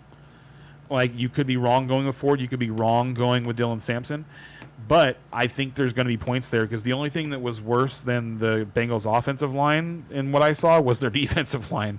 They couldn't stop anybody. They got completely manhandled by the reserves from Philadelphia. Right, Like but if they're down by 14, then they're not really going to have time to run the ball. So I don't know. I see a lot of points. The Browns' getting on the board defense here. is good, man. The Browns, Yeah. they're legit. So I don't. And people say that like you being down by 14, but it's like you realize you can only score 7 points per possession, right? That's the second time I've heard that. Like, yeah, well, they're not going to be able to run the ball if they're down by 14. It's like Cincinnati's not stopping people, dude. Like their defense is horrendous. The reason they Now, didn't look, want to spend we money on Trey like Hendrickson, Joe and they ultimately Flacco. didn't. We like Joe Flacco because he provides more fantasy points than the other quarterbacks on that roster, but he's not a good quarterback. at They this have a point. solid offensive He line. is a backup quarterback. They have a good filling offensive in. line, and I would rather have Joe Flacco than every backup quarterback in the league who's not for fantasy. That's not Jameis But Winston. What starters would you rather have him than? Huh? That's the question. I would rather have. So I would take for my fantasy football team Okay. for fantasy football purposes, right? Okay, that's just a little different argument. And, But go ahead. But he's going to keep you in the game. He's going to score points. Like I would. So would you rather have Joe Flacco leading this Browns team against the Bengals, or would you rather have Aaron Rodgers? No, I mean, like, okay, what a weird like you're. And the reason I say that is because Aaron Rodgers at this point in his career isn't making other players better. But I do think that about Joe Flacco. Really? I do. They love him. Well, definitely in Njoku, that's for sure. Aaron Rodgers doesn't have the love following him everywhere. Anyway, All right, but we're all taking Cincinnati. Yes. and we like We all are. the Cincinnati pieces, but the Cleveland pieces have some sneaky upside. So moving on. So next up, we got the Miami Dolphins at the Indianapolis Colts. This is another tight game, plus 1.5 for the Dolphins, with the over/under of 47.5.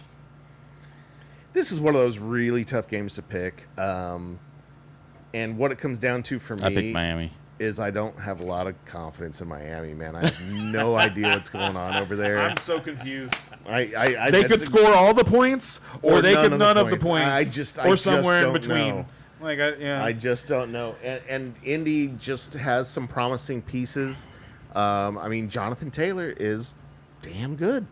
He's one of the best You running know backs what? in the league. That boy is a savage. They're cliche That right boy now. ended my fantasy season last year. They're cliche right now in the sense that it's the Colts and they're a bunch of workhorses over there. Like it's just kind of So, fitting the theme. interesting statistic. The Colts have not won in week 1 since 2013. Yeah. See, and those are funny statistics, but they mean nothing. They do though. They When mean when it's this long, it kind of means It something. means It means that they ain't ready. absolutely nothing. It means that they. The 2024 Colts have zero to do They with need the that 2025 extra week. Colts, man. They need that extra week of off season. They're not yeah, ready yeah. yet, dude. That means the Colts are not ready. They yet. they need the weather to get a little colder. It's like you know, it's like the hottest groundhog game seeing of the a year. shadow. But I like Taylor on Indy. I like Warren on Indy. They've got 2 decent receivers. 3. Daniel Jones. They've got 4 actually. They got 4 receivers that I So like. they have Yeah. they have receiving options. Daniel Jones not exactly the best passer, but he's okay. Obviously better than Anthony Richardson. I think he can get it done. And like I say, I just don't know what's going on with Miami, and the vibes feel bad to me. Mm-hmm. Agreed. And And some of the I'm just moves gonna that they go with made, Indy. like parting with Jalen Ramsey. Yay! And I mean, they got Mika in the deal. Is that who went over there? Was it Mika? Yeah, I'm pretty sure. Yeah. So, yeah. So I don't know because it feels like where they really needed help was corners last year. So I don't know why they got rid of Ramsey. Yeah. Well, and Ramsey is slowing down a little bit, and so we're not even going to really That guy's- use him as a corner. We're going to use him as a safety, but Ramsey's, you know what I mean? Like he's getting still expensive. he's a playmaker though. Yes, he he's is. always around the ball. He Yeah, just- but to me, it's got that vibe of he's going to do a lot of 1-year stints and then be done yeah, at this point. Make that like he's money, that yeah. part of he that. does make a lot of money still. Yeah. And he still demanded, a lot of value in a trade. Yep.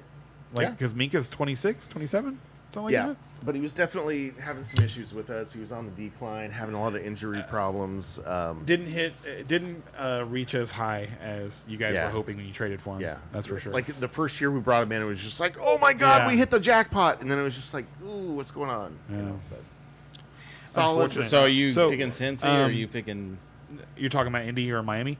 Yeah, Indy- so Indy, even Miami, though yeah. they haven't won, I think the streak's going to end, and I'm going to pick the Colts at home. Well, me and Bezzy got Miami. So All right. Yeah, for well, you like, guys. that makes sense because I think it's a pretty close Did to you a pick the Colts 50-50 too? game. Yeah, I did. Yeah. So it makes sense that we're 50-50 here. So So next game is Carolina at Jacksonville This is gonna plus be a fun 3.5.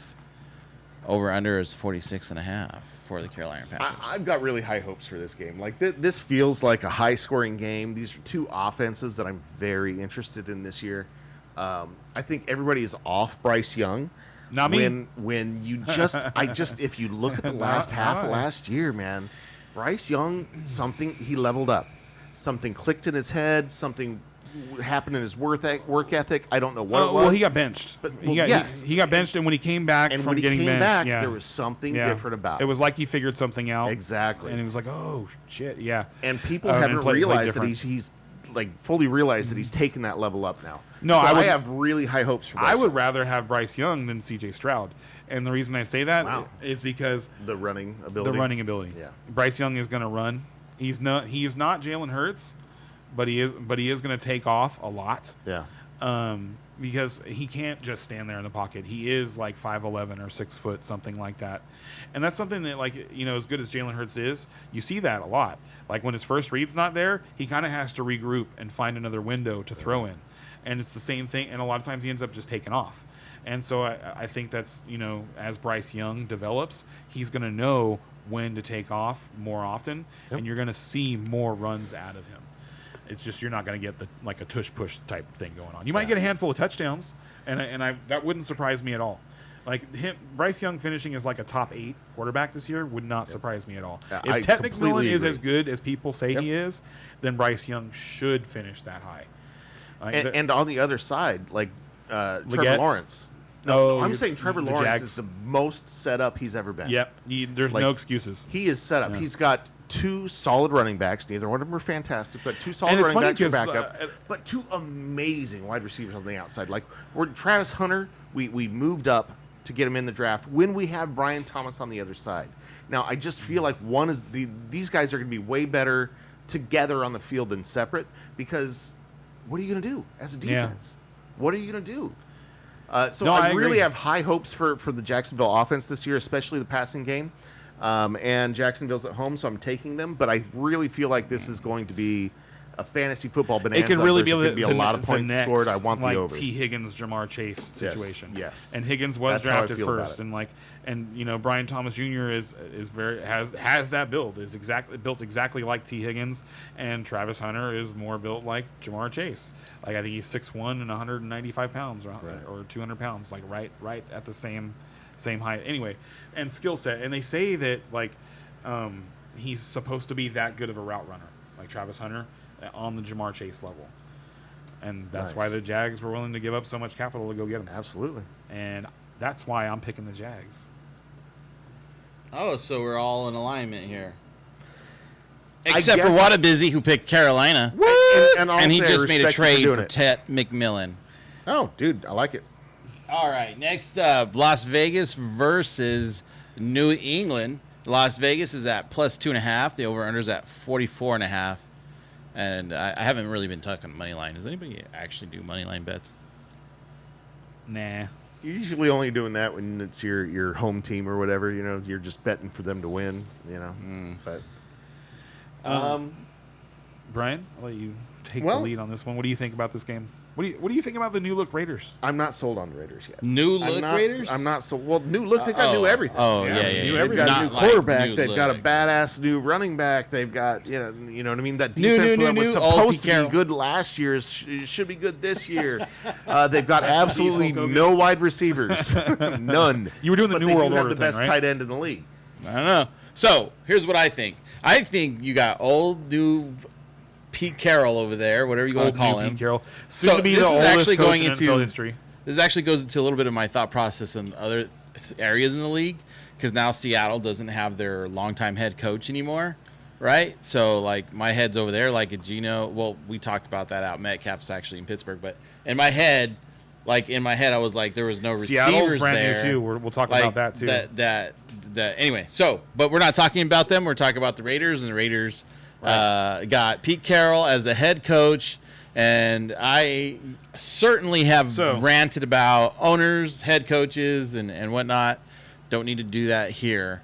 I don't think they'll be the explosive team if you think the Vegas Raiders are going to be let me rephrase that. Exciting team. Exciting team. I don't think the Raiders are going to be an exciting team. I think they're going to be better. I think Yeah. the thing is you're gonna tune into a lot more games where the Raiders aren't losing by 20. Yes, they will be a better team. I agree. They will be better, but I just like people are like, oh my god, they're gonna be so much better. Like they're gonna get 6 wins. That's great. That's better. I think they're gonna make an improvement in their locker room and all over the place, but they're still a losing. Will you grab team me this another year. pepper, dude? Whereas New England is a team that could really turn the corner this year. I think Drake May is the real deal. I think they got him some. I mean, Stephon Diggs isn't the greatest weapon, but I really between like that- Kyle Williams. Kyle Williams was so. There was a bunch in dynasty drafts. There was a bunch of guys that were going in like late round one, all the way towards the end of round 2, and that was Trey Harris, Jack Besh, Luther Burden, and Kyle Williams. And Kyle Williams was the one that I got in every single draft. He was the like when it was my turn to pick, I was picking him first. Like the tape on him was unbelievable. Like they got a really talented player. Now New England has messed up a bunch of talented players. Like you saw Tyquan Thornton making plays tonight for Mahomes. Right. You know, first round pick washout from New England. So they could definitely fail, and he could not be good. But I really liked what I saw, and him getting to work with a guy like Stephon Diggs in camp is huge for young players. Like Stephon Diggs is a true professional and all that. I just everywhere wonder how he's much he gone, has people have left. liked him. Huh? Yeah. I just wonder It's how not, much and, he has and at left. this point, I don't even think that matters that much. Just having that Have- veteran presence, Having to that calm old him head, down. as Yeah. they say, you know, as the kids are saying these days. Having him around, having all that knowledge, and being able to tell him, no, you want to do this with your feet when you want to make the break here. You want to, no, you want to look this way. Whatever it is, you want to. I think it's going to advance his development, and I do believe in Drake May. I like Drake May a too. lot. Yeah. Like, I think when we were talking about quarterbacks last year, and it's crazy how loaded that quarterback class is turning out to have been. I agree. But I was like, I thought Drake May could be the Josh Allen of the class. Like he's 6'5", 230 pounds, something like that, and has the ability to run people over when he chooses to run, and he will choose to run. He's just more like a Justin Herbert than a Josh Allen. Right. He runs when he has to, not just because he can. Whereas Josh Allen just likes knocking linebackers over. So I'm Just picking New likes England. I'll take New England as well, please. I took New England as well. It's the 10 a.m. East Coast versus the West Coast team. It's one of those just when it's unless the West Coast team is that much better than the East Coast team, you should just be picking the East Coast team. One of those things that doesn't get talked about enough, I don't think. The travel time, yeah, that's And a big playing deal. in the morning, Yeah.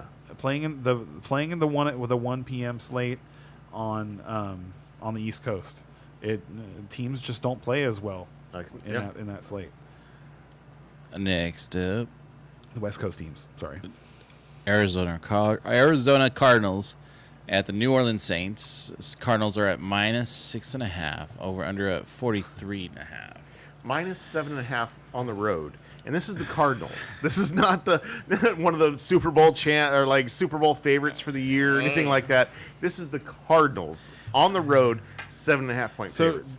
So I do a survivor pool every year, and survivor pool, if This you're not is your familiar, pick? is you have to who is your lock of the week, not point spread, anything else. Who is going to win? This is my lock of the week. This is my win. This is my survivor pick. If Cardinals don't win, I'm out. I'm picking the Saints. Oh, What the wow. hell? Yeah, You and Spencer Rattler, man. yeah, I love Spencer I Rattler. know you do, but And he's looked really good this preseason too. Like And I'm willing to everybody give you- when they drafted Tyler Shuck in the second round or whatever it was, everybody immediately was like, "Oh, Rattler's done. Shuck's the starter. They've invested in a quarterback." Yep. And if you'd asked me, I'd have said, And- "Well, wait, hold on. Right. I watched the tape on this Shuck guy, and I don't think he's going to beat Rattler." Rattler at the end of the year last year, he had some moments. He was just didn't have any like, weapons. oh He had my- no oh, look weapons that. at all. He's They- learning. He's Shaheed growing. was out for the rest of the season. They sat Olave because he had concussion problems, and that was Tillman missed the last of the regular season last year too. That's why people are so low on him.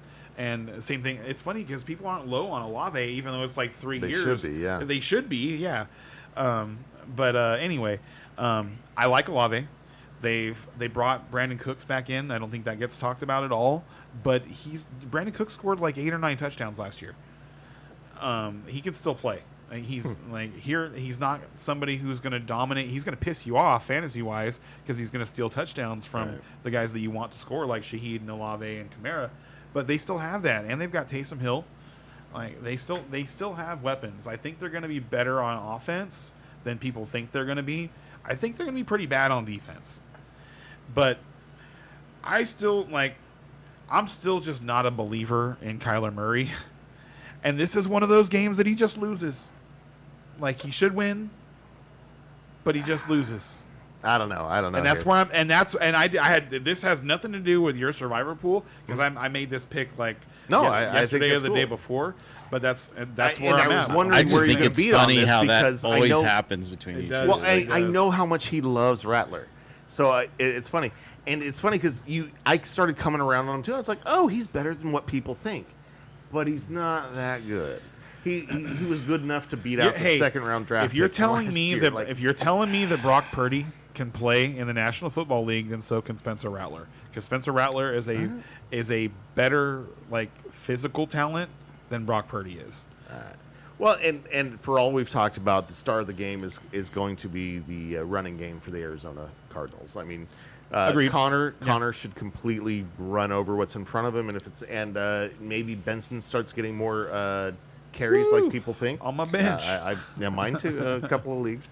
I'm talking about Top Gun. But But I mean, Benson could be a thing too. But either way, I think the Arizona running game is going to be the star here.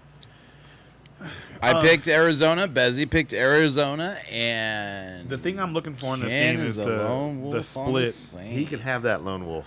I'll take it at home against the Cardinals. Feels Enjoy. good. You're telling me that I get to take a team at home against the Cardinals. I'm in. But what if I told you that team was the Saints? I'm in. So next up, we got the Jets and Pittsburgh. Worst game of the- worst game where of is the that? slate There right it is. here. So it's Pittsburgh at the New York Jets, -3 on Pittsburgh. Over-unders at 37.5.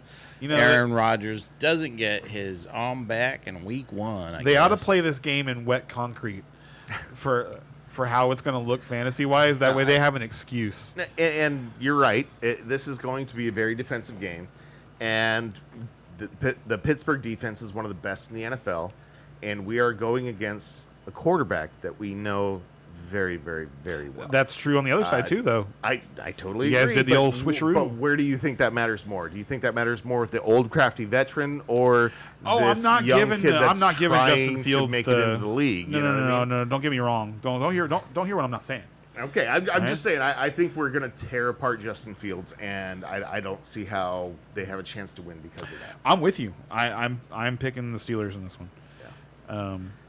Take that Steelers defense. Steelers defense I this just- week is going to be hot. I like Aaron Glenn, I picked Steelers as well.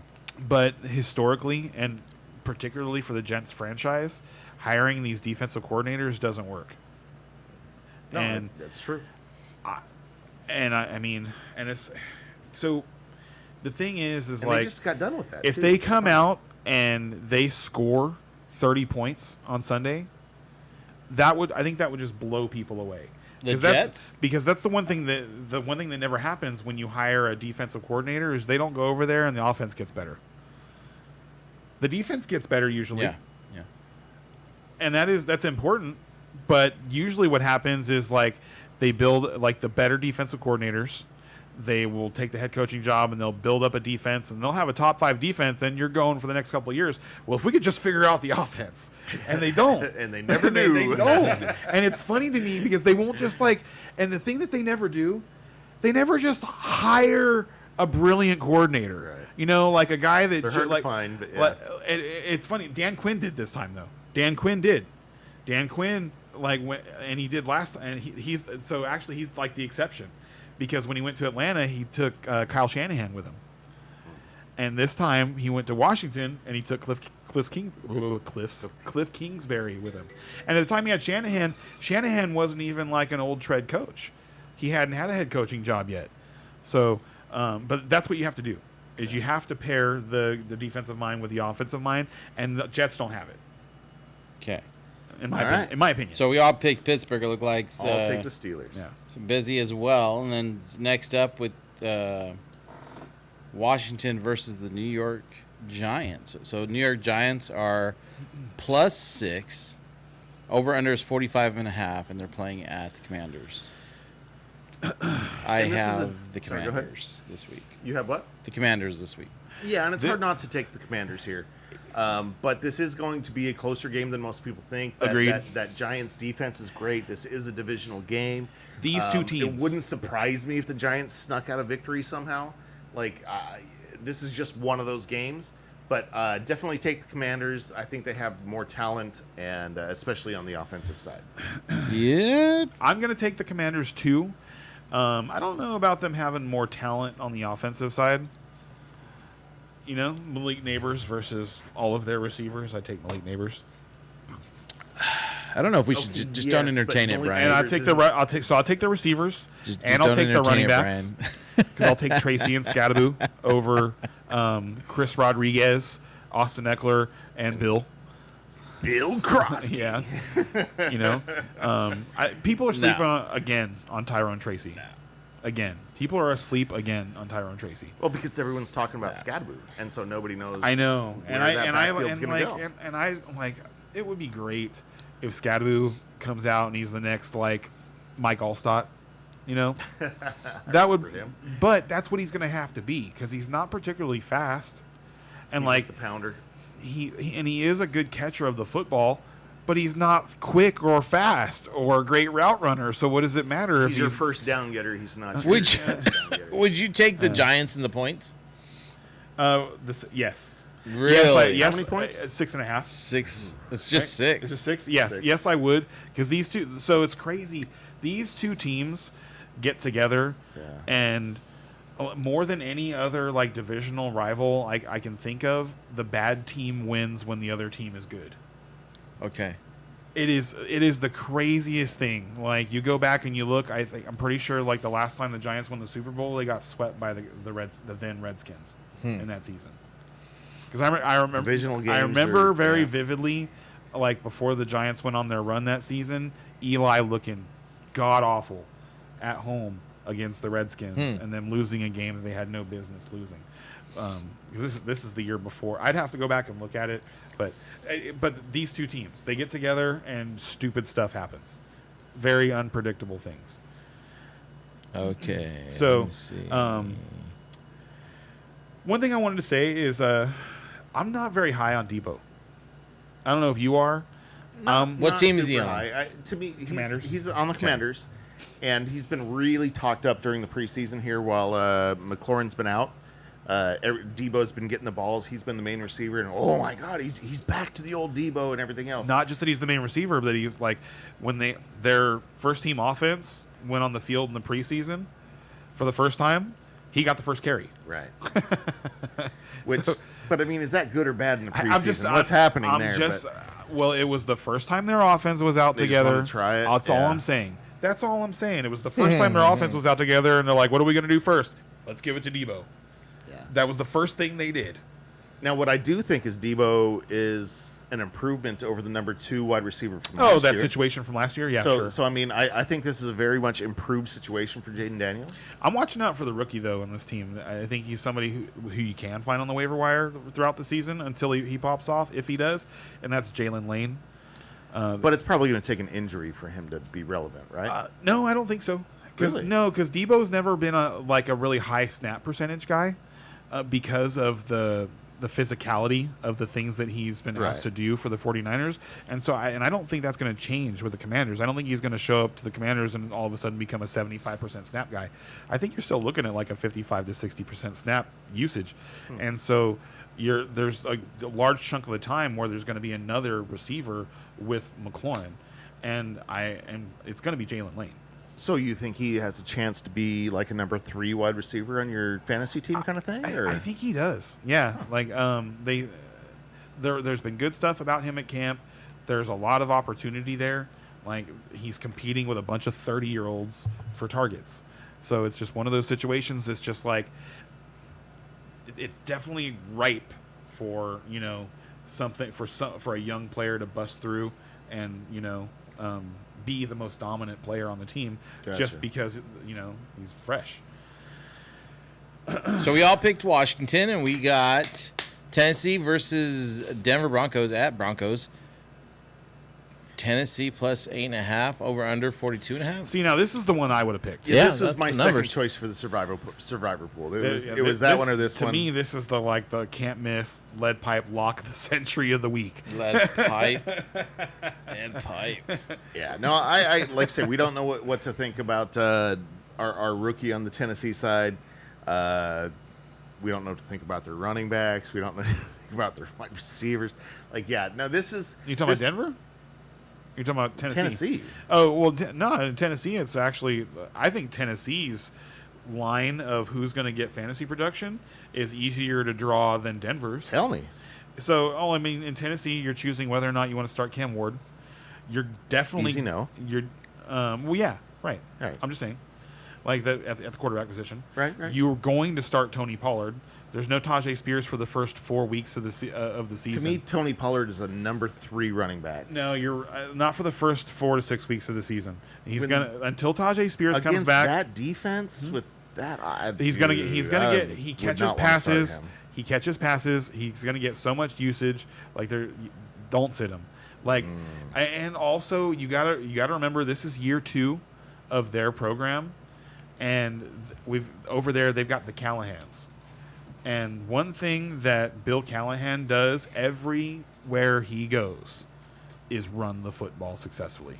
Everywhere Bill Callahan has ever been, they have had a successful And maybe running I'm game. just biased against Pollard. I've never liked Pollard. as a I don't runner. either. He's I don't horrible. either. So I it feels just- disgusting telling you this, but it's the truth. what I'm saying. I and you feel should like know this. Spears You- is a better you know I runner, don't and like he's Pollard. hurt, You and- know I don't like Pollard, but I'm telling you to play him. I'm telling you that I would rather play Tony Pollard I would than try play not Aaron to. Jones this weekend. I would try not to against that defense because Denver's my number one defense of the week. Like that in DFS, I want Denver to be might be starting the Denver. number one defense of the season. They might be. They might be. But you're talking about a rookie quarterback. There's limited options for receiving. You've got there's no backup running back. Like you have to play this running back. You can't because you're not talking about like this isn't Miles Sanders. This is like Tony Could be Pollard. because it's such a bad team. Tony Pollard. I don't know. I see what you're saying that this is the one bright spot, but I picked Broncos too. Yeah. Busy. The Broncos going to win. yeah, everyone's taking the Broncos. The Broncos for are gonna sure. win. We're I'm just just trying saying- to decide if there's any value on the Tennessee side at all, and I say no. And so I think it's a safer choice to play Tony Pollard than to play either of the Denver running backs because we don't know exactly what their share is going to be. We have no idea. No idea at all. And Sean Payton Everything I hear is this J.K. Sean Dobbins, Payton man. is historically hard to predict when it comes to running back and usage. that's fair, but especially week And, like, one, like I don't J.K. know. Dobbins is not a pass catcher And either. J.K. Dobbins was again coming off a massive injury last Again. year. People forget Again. that. So this year, like I don't know, I've been maybe I like J.K. Dobbins more than I should because I've Maybe been following that's what him it around. seems like. He's been But, hurting you. That's what it is. He hurt you Steelers too many times. I'm just saying the guy's good, man. The guy's good. He used to be maybe 3 knee surgeries ago. All right, give me Denver. There's a reason that San Diego. I think we there's all a reason went that Denver. even though he had a great year last year, Los Angeles did nothing to try and keep him. Not only did they not do anything to try and keep him, they drafted a replacement. I noticed that. I noticed that. So, But there's other reasons for that too. and there is a rookie that people love almost as much as they love Hampton on this team. So I'm telling you, I would rather start Tony Pollard than start either. And I have Harvey, and I have him on my bench. Than start either of Dobbins or Harvey. I would take Pollard 100 times. I am seriously considering a season-long bet right here of Dobbins versus Harvey. Oh, that's interesting. That's interesting. I think I'd take Dobbins there for season. I'll take you. I'll take it. Yeah, I right. get Harvey. I'll take Harvey. All right, not a Bowmore. Has Dobbins Not a ever Bowmore, has but I will Dobbins take finished? J.K. I know I'm taking the small the discounted portion there. I know I'm the dog. I know I'm the underdog Dobbins here, versus but who? Harvey. R.J. Harvey. We got a question. Question is, I need help on my flex, Cup or Olave. Wait, what? Cup or Olave in his flex. Ooh, I play Cup. I've been hearing good things about Cup. I've heard that he has Olave been. has Spencer Rattler thrown to him, so Cup has Darnold. I'd take Cup. Cup has and Darnold. you just chose Cup. Yeah. No, What but does that say? I'm going to take that. I'm taking Cup over Olave. I agree, and I would do that too. I'm taking Cooper Cup but over Olave. Rattler is part of that despite the fact that conversation. Cooper Cup burned me in the playoffs last year. Oh my God! I went back and looked at it too. It was so unbelievably bad. It was 3 points, Goose, and 4 points. Cup was awful. It was, and this is half PPR, but I mean, it's not like it got much better in full PPR. It was so unbelievably bad, and like, it's crazy because it just kind of happened out of nowhere. Like he had this run where it was like, oh yeah, it looks like 2021 Cooper Cup, where it was like there was like 4 or 5 weeks in a row where he had like 14 targets. And he scored 3 out of the 4 weeks, and he had 100 yards in 2 out of the 4 weeks, and then all of a sudden it completely disintegrated. It wasn't like there was one game where he had like 6 catches for 80 yards, and then it just completely fell off. Yeah. Didn't have another, including the playoffs, didn't have another game with 5 targets the rest of the way from like week 14. Yeah, and on. I noticed that being a Rams fan, I noticed they like how completely the moved on to coverage. Puka. Yeah. Him being Yeah, on my and it was team, I sad. noticed all I that. felt like it could have been a 1-2, and I don't know. And him and I were talking about this with Devontae Adams because he felt like I paid too much for Devontae Adams in our auction draft. And I want Devontae Adams. And what but I was the saying fandom not as anything is else. that Devontae Adams and Cooper Kupp are completely different receivers. Yes, yeah, and we talked about that on Friday. If you just last look Friday. at them from like a fantasy perspective, it's like, yeah, they're both 32 years old. They're both star receivers. They're both changing teams, you know. But their skill sets and what they're capable of doing are completely different. And it's like and it's really interesting because Puka and Cooper Kupp were the same. They had the same skill set. They were good at doing the same things, but Puka was better because he's younger and he's more athletic and he's just like he's closer to his physical prime than Cooper Kupp is. And so keeping both of them didn't make sense. But it doesn't necessarily mean that Cooper Kupp has fallen off completely. Yeah, and I think what it is showing, and I took like a really like mental note on this, is them letting Kupp go just kind of shows, that Sean McVay is more committed to winning, because they let Goff go to bring Stafford. You know what I mean? Like there's not like this loyalty piece to McVay. He can be like, you're not what's best for the team right now. Right. And because all of the pieces that were there at the beginning, that kind of like made the McVay era bloom are now gone. Mm-hmm. They're all gone. You're talking about Jared Goff, Todd Gurley, Cooper Kupp, Robert Woods. They're all gone. Mm-hmm. The only actually, you still got Higbee. who we barely throw to. It's really funny. I Higbee can't is stand still how there. he doesn't get more I know, targets. because he always looks so good. Yeah, It always like every time they throw one of those like corner patterns to him and he catches it, stiff arms the first guy, and then goes for another 10 yards. I'm like, how come they don't call that play more often? It's so good. I've been like suffering through it. Like, Yeah, no, I come believe it, because every time they put the ball in his hands, it just looks, that was a really good idea. yeah. What were we doing? Were we saving that? What's going on? Yeah. Does he just have low stamina? Like I know. he's only able to stiff arm a guy like once per quarter. Other than that, he's sitting once there per like week. with the freaking. Like air that was my mask on. one, guys. I don't have another one in me. It's like push-ups. You can only do so many. Okay, so moving on to the next game. Did I answer that guy's question? Yeah, you guys all said Cup. Okay, cool. Yep. And so next is San Francisco versus Seattle. Only a -1.5 for the 49ers with the over-under of 43.5. Seattle is the team that scares me the most in terms of trying to invest in them for fantasy football this season. Like they want to run the ball.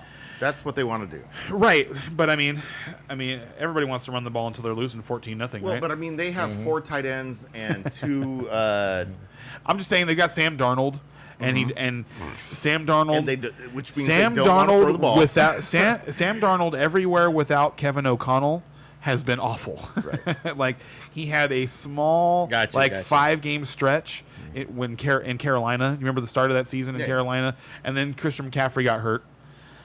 And then he took a nosedive.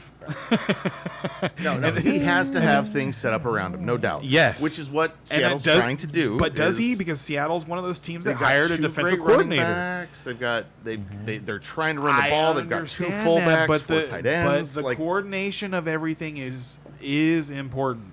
I If agree. we've learned anything, it's that if you don't have a Patrick Mahomes, honestly, we haven't seen Patrick Mahomes without Andy Reid. So until we see Patrick Mahomes without Andy Reid, we actually don't truly know exactly how good he is. Because it's kind of like once you saw Peyton Manning do it without I forget who his first offensive coordinator was. Tom Moore, I think, was his first coordinator. When they started changing coordinators and the offense didn't change at all, it was like, okay, well, it's Peyton Manning. And like in New England, when Josh Daniels kept leaving to take coaching jobs, okay, it's Tom Brady. Right. Like, okay, you can kind of like run whatever offense you want, but not every quarterback is like that. It's like for most people, and like one of my favorite quarterbacks all the time, Troy Aikman. If Troy Aikman doesn't have Norv Turner, they don't figure all that stuff out, and they don't win all those championships. It takes a good pair to make that happen. And for Darnold, it's taken an elite coordinator for him to be serviceable. Yeah. in my opinion. So for all those reasons, So I'm scared. even with McCaffrey as who knows, I'm still going to take San Francisco here. Me I think too. San Francisco is the Me stronger too. team. Like Yeah, you I tell picked me San you tell me that I can change my pick game time at like 5 minutes before game time because McCaffrey's not going to play and I'm not going to change. I agree. I'm the same. Tell me Brian, like they're going to plug in Brian Robinson. Tell me they're going to plug in Jordan James, and I'll do jump for joy because I love Jordan James. But yeah, the 49ers I think are too much better than Seattle. Next up, Detroit at Green Bay. Detroit plus 2.5, which was odd to me. And the over/under is 47.5. This What's is to the best say game about of the this day. game? Yeah, what's to say about this game? This is going to be a fantastic game. These are two Super Bowl contenders, like teeing it up in week I'll one. tell you what I'll say we get about to see it. them play again later on. I'm in glad the that year. it's happening at 1:25 instead of 5 p.m. I don't like waiting for these games. right.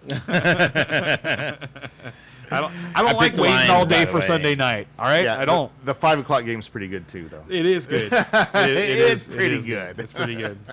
But we got to hurry a little bit here. We're running almost out of games. time. But We've only got. but honestly, here I feel like it's kind of a toss up. It's really hard to pick here for me. But Detroit, Yeah. I think Detroit's the team right now. Green Bay might be the team by the end of the year, but I think they need to put some things together. And Detroit's the better team at the beginning of the year. Yes. So Yeah, I agree. Yeah. that's my thought. And I want Detroit to fail. And I want all the pieces of both teams pretty much. I mean, let's go. What are those pieces? Name Well, I'm- which wide receiver would you start first from the Packers? Oh, okay. Well, I guess I don't count that as a piece because if you have any receiver from the Green Bay Packers, you're just waiting and see. You're just gonna wait and see. Like, there's no way you can start them. funny. There's no way you can start them. No, I would play Golden. I would not. I would not. Week one, there's no way I'd play At Golden. home, against the Lions, who've been suspect at best in terms of their secondary play over the last handful of years. I didn't see them do anything that leads me to believe that that's going to get better this year. So it's early in the season. The field at Lambeau is still going to be really nice, Right. and so I think it's going to be kind of a track meet game. And I kind of like the Packers. You think the Packers win in a track meet I think they can, yeah. against Detroit? Yeah, and also we don't know exactly what's I going to don't see happen. that. We don't know exactly what's going to happen with Detroit. Like, No, we don't. We don't.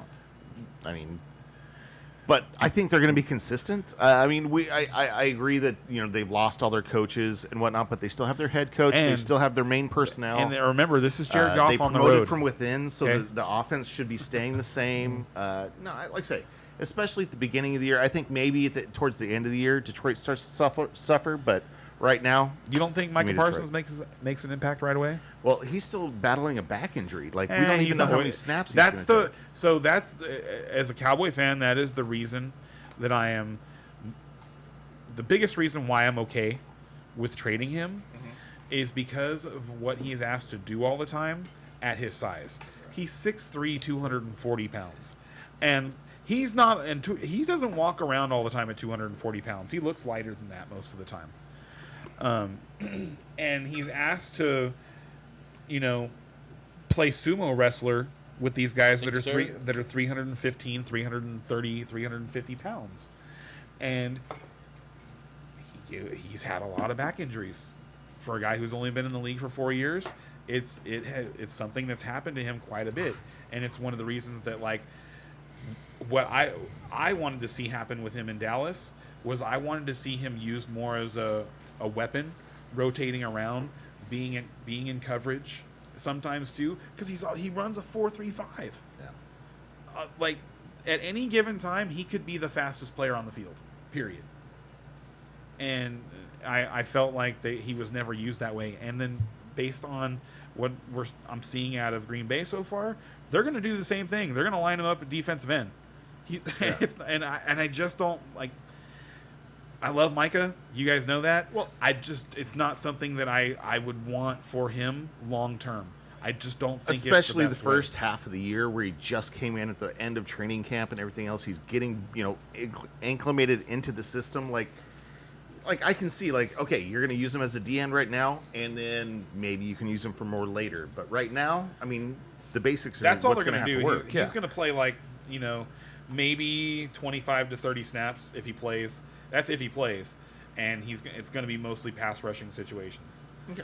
Um, So again, that's another my reason why I'm that's taking my Detroit right expectation. now, and maybe Green Bay later in the Micah year. Parsons is so good that in those 25, if he plays in those 25 plays, I guarantee he sacks the quarterback. Probably. Probably. So who are you taking? I'm going to take Green Bay at home. Woo! I'm taking the Lions. Spicy. All right. Bezzy's taking the Lions. You said Yeah. Lions as well, Yep. right? All right. So Ken's next, got some big lone wolves this week. next, How many is that? I don't know. At I'm not least two big tracking it. ones. We went to the app, so I haven't been tracking. So next up, we have the Los Angeles Rams versus Houston. Okay, so for me, Houston's +3, over/unders 43.5. So for me, just catching up on football, catching up on what. One last question: Penix or C.J. Stroud? Penix. Ooh, that's a tough one. So we're talking about it right now. Honestly, the reason why you'd want to start Penix I'd take Stroud. over C.J. Stroud, and that's because like the Houston offensive line is awful. They're bottom 5 in the league offensive line, and the Rams defensive line is awesome. It's supposed to be awesome, right? The last 2 games that they played were playoff games, and they had a combined 16 sacks. They had 9 against Darnold in the wild card game, and they had another 7 against Jalen Hurts in the divisional game. 7. They sacked him 7 times. Don't the Rams have some O-line problems right now too? The Rams O line's not good either. Right. But, and that's the most interesting thing about this game is that it's really going to be about which secondary holds up long enough, and Houston has a better secondary. Houston has Derek Stingley. They have a safety I like too, but this was the hardest one for me to pick this weekend. Is this game right here, because there's no advantage as far as like the field is concerned, and if you've been to a game at SoFi Stadium, like it's become like the new.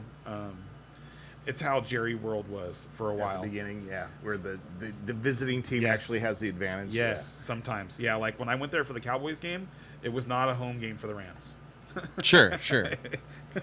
So, and it's at the Rams. I don't think there's a Right. lot of Texans fans I'm out just saying there. that's one of the reasons I'm saying there are a lot of Texans fans. I know a bunch of them, but and I'm not saying that's going to happen in this game. The Cowboys are a different animal than the Texans. What I'm saying is that it's not like if they were going into like say San Francisco.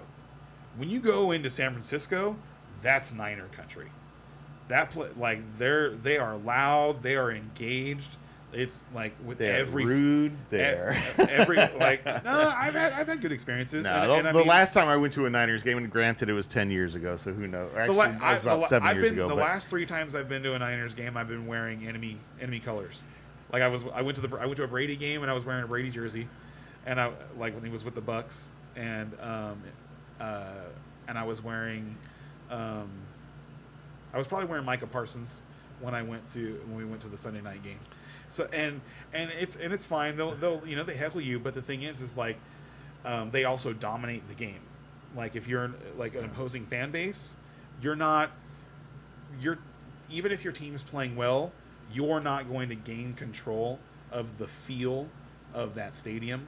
It's not gonna Right. you're not gonna quiet them either. Like even when they're losing, like they're still loud and obnoxious, yeah. for first downs. Like they have special Sorry, calls. I had a for bad all their experience. players Like, and you stuff know how that. mild-mannered I am? Like, I am an easygoing motherfucking guy. That's Like, true. I really am. That's I true. can get along with anybody. That pisses people off though. I almost got in 2 fights. I almost came to blow with 2 different people when I went to the last Niners game. And I kind of wish I would have almost. Like, these guys were assholes. But anyway, yeah, no, I didn't enjoy my last experience watching a Niner game with opposing colors on, but that's probably the point, though. It is, and thank you, because that's exactly what I was going to say. I get it. And so anyway, just just saying that, like, so that there's like, it's clear there's no advantage here, and it's As and far it's as the crowd goes. right, and it's one of the things that So made we said this all one hard that pick, to 'cause say it's- there's Right. no advantage And, as far as the crowd I'm goes. saying that is because I was saying this is one of the hardest games for me to pick Mm-hmm. because typically, like when I have a coin flip situation like that, I'm like, okay, I'll roll with the home team. Okay. Like usually, But this time you're not. and it's, huh? No. Like it. I don't want He to say. still doesn't know. I don't want to say Who? because now I feel dumb because I am going to pick the Rams to win. So Rams, busy. I'm picking Rams. Bezzy is picking Rams. I am All going to right. pick the Rams Well, to I'll win. get my I'm lone wolf then. I'm just saying it was it was I'll it was get my lone difficult to wolf. pick this game because it was going counterproductive against what you would normally yes, go through. because like when I'm looking at the different matchups and stuff like that, I don't see Matthew Stafford as having a huge advantage over C.J. Stroud. If I had to win a playoff game, I'd pick Stafford at this Yeah. point. At this point, right now, Yeah. you know, and I like C.J. Stroud. But I would, Yeah. but to win a playoff game, I would pick Stafford. But if So- you're telling me just like on any given Sunday, like I don't think that Stafford necessarily like has the ability to play so far above C.J. Stroud that So- you yeah. that you would just say, oh yeah, there's no way C.J. Stroud beats Matthew Stafford head to This head. year he does though, and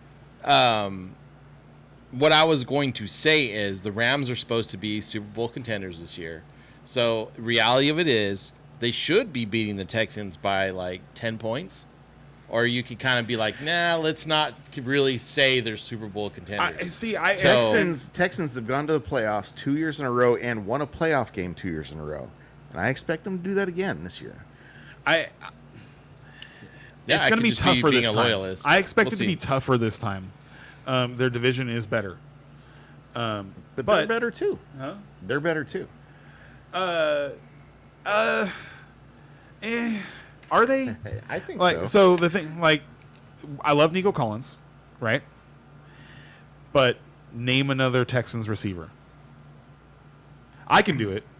Like the one you want to name is not going to play this year, and that's Tank. and that's Tank he's- Dell. yeah. you know he's not right. No, there's a lot of- and you don't know when Joe Mixon's coming back, so you're counting If he's coming back. yeah, That's we a don't big if. exactly. We don't know when Joe Mixon's coming back, and when I say when, I mean like Ever. we don't know if it's this year. We don't know if it's that next year. We don't know if he's retiring. Yeah, we have no idea what's going on with Joe Mixon. Like they're keep like whatever's going on must be kind of bad because they're not willing to put just like a time frame on it.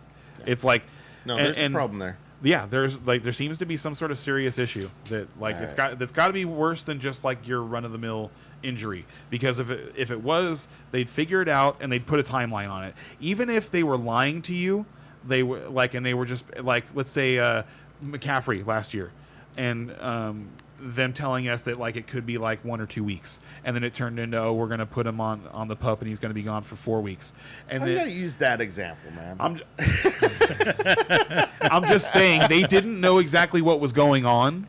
It ended Yeah, up no, I being know. really bad, but they I'm still getting the put a same time frame vibes on from it. Nixon. I really am. I got you. But so anyway, and if that's the case, if he doesn't come back, you're counting on 29-year-old, 3-time knee replacement or knee surgery, Nick Chubb.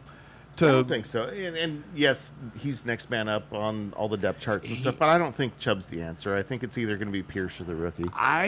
If Joe Mixon doesn't come back with it in if it, and it feels like this announcement needs to come soon. If we don't find out that Joe Mixon's going to be back in like 6 weeks, like I have a hard time feeling that their offense is going to be successful. Because their offensive line isn't that great. I can see what you're saying. Joe Mixon made up for some of that, and like I love Nick Chubb, and it would be great if Right. Nick Chubb If he was shows back, up and it's yeah. just like Joe who.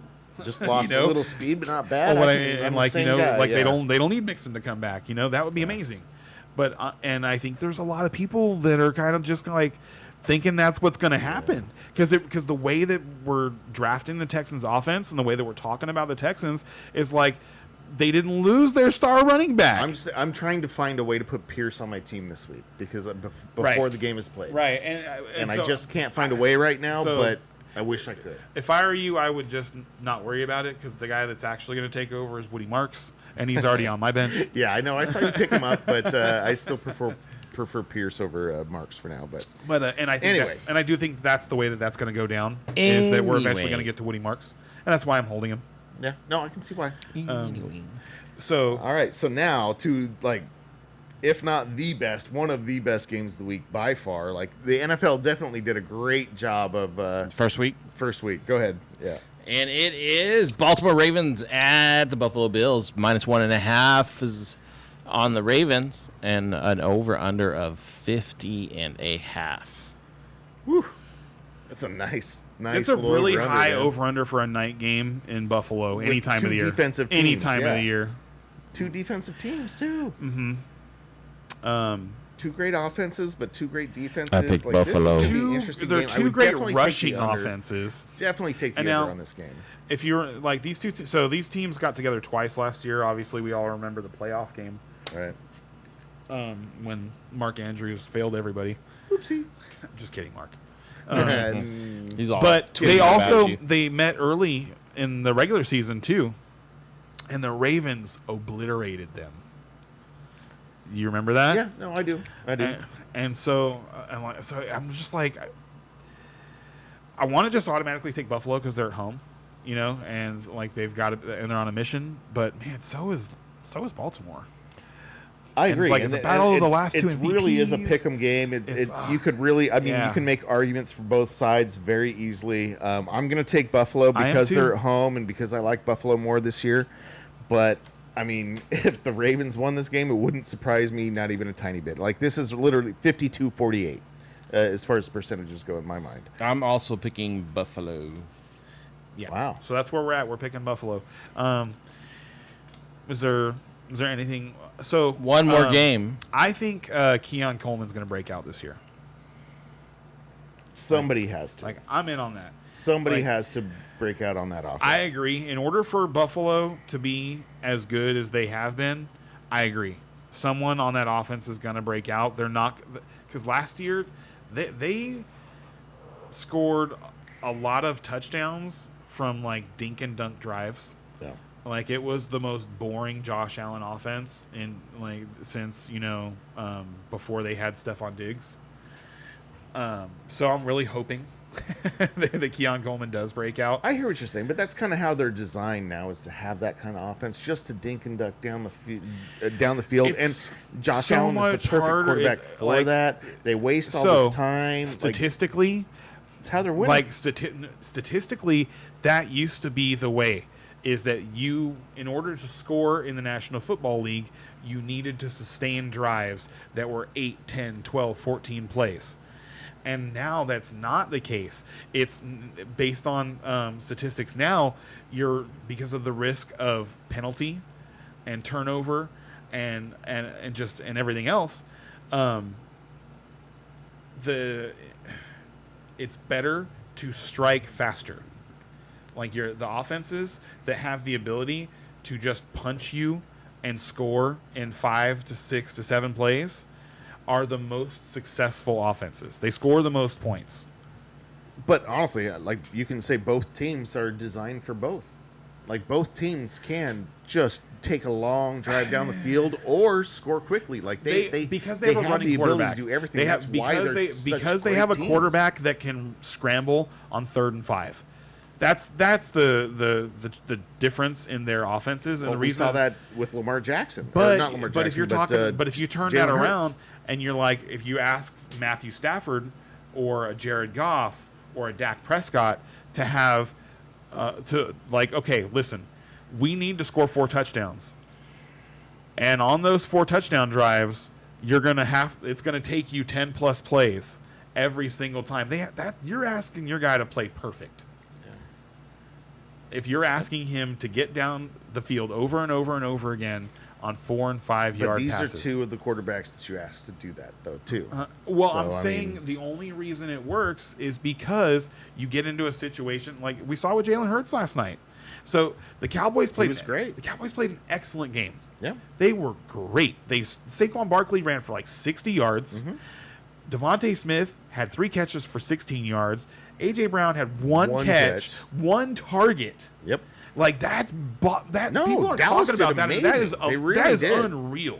Like, it's like they weren't even part of the game. And now, I haven't seen the All-22, and it's entirely possible that maybe Jalen Hurts just played a horrible game and like he was completely conservative and wasn't willing to throw the ball into spots that Dak was willing to throw the ball. Because people have said that about him, that he's not willing to take shots, that he doesn't like, he won't throw the ball. That's not the strength of his game. So yeah, right. makes sense. But the strength of his game is his ability to guarantee that he's going to Make a good decision, and if not, run. third. Yes. Yes. And if you get me to 3rd and 5, I'm gonna get it because Right. either you design the play where the guy's wide open, or I'm gonna run for it, and that's what he did last night. And so, and if you watch in the second half, it was better in the first half than it was in the second half. Because in the first half he was running for chunks of like 10 and 12 yards, and in the second half he was just getting barely enough. And it was like, and a couple of times it took 4th down with the tush push to actually like finish the deal. And so, and you can't really ask your defense to play much better than that. No, they did great. I And agree. and with as well as he played, they scored 24 points and only 3 in the second half.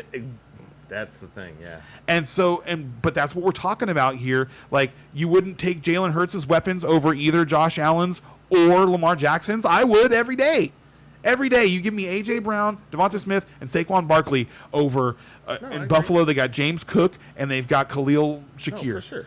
And No, it's even Jalen worse Hurts in Baltimore. is an inferior quarterback compared to those others. There's no doubt. Like, he has his strengths, but it's not accuracy. It's not his arm. Anyway, we're getting off right, subject. but We need to get going. Yeah, It's late, man. I gotta go. I gotta work early. But we're all taking Buffalo. Yeah, I'm taking Buffalo. Okay, after all that, super close game, but we're all taking Buffalo. Yeah, and last up is Chicago and Minnesota. So Minnesota is playing at Chicago, -1.5, over under of 43.5. I'm taking Minnesota. Minnesota. I'm gonna take the Bears. Right on. And honestly, I think this is a good game too. And I'm excited Ken to is see. lone wolfing on the Bears. I'm excited to see the Ben Johnson offense with these Bears weapons, because I like the Bears weapons a lot. No, I do too. Like, if you They're great you know, weapons. Yeah, you put them up against the Lions weapons, and it's like slight downgrade maybe at receiver, downgrade at running back, upgrade at quarterback in terms of capability. Like, right now, is he a better don't quarterback know than yet, but Jared yeah. Goff? But Should be. Like, in terms of what he's able to do physically, yes, yeah, he is. Like, and I mean, it's funny because you see so many like videos from little clips and stuff like that from training camp.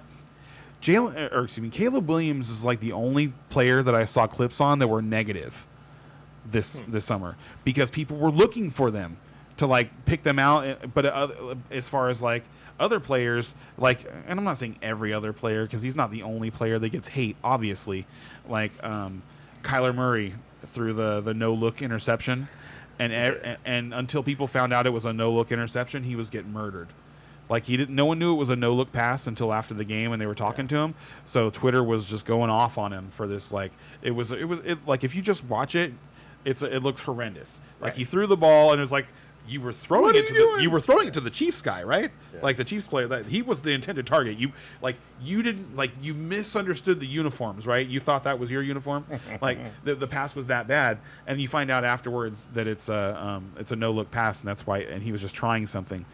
But Caleb Williams, it was like every day there'd be something like they would show him missing targets, throwing passes and stuff like that, and they would show other quarterbacks on the team like Bajent, doing the same drill. right. And it's like you get like a 15-second clip, and it's like they throw 3 balls.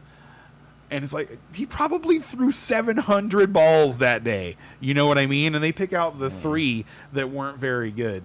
So, like, I think that people, I shouldn't say are sleeping on Caleb Williams, but the media's done, like, not just I shouldn't say media, the public, because it's social media. The public has done a very good job of suppressing expectations for Caleb Williams in this season by like pointing out all of his flaws all summer long. And just on the other side, I'll say that I think J.J. McCarthy has been kind of ignored as, he's some rookie coming in, blah, blah, blah. But He was the one I didn't like the tape on as far as the rookie think quarterbacks the from last year. organization, like Sam Bez, Darnold you got, might what, be getting your 13 answer now. wins, 14 wins last year? 13, yeah. 13 wins last year.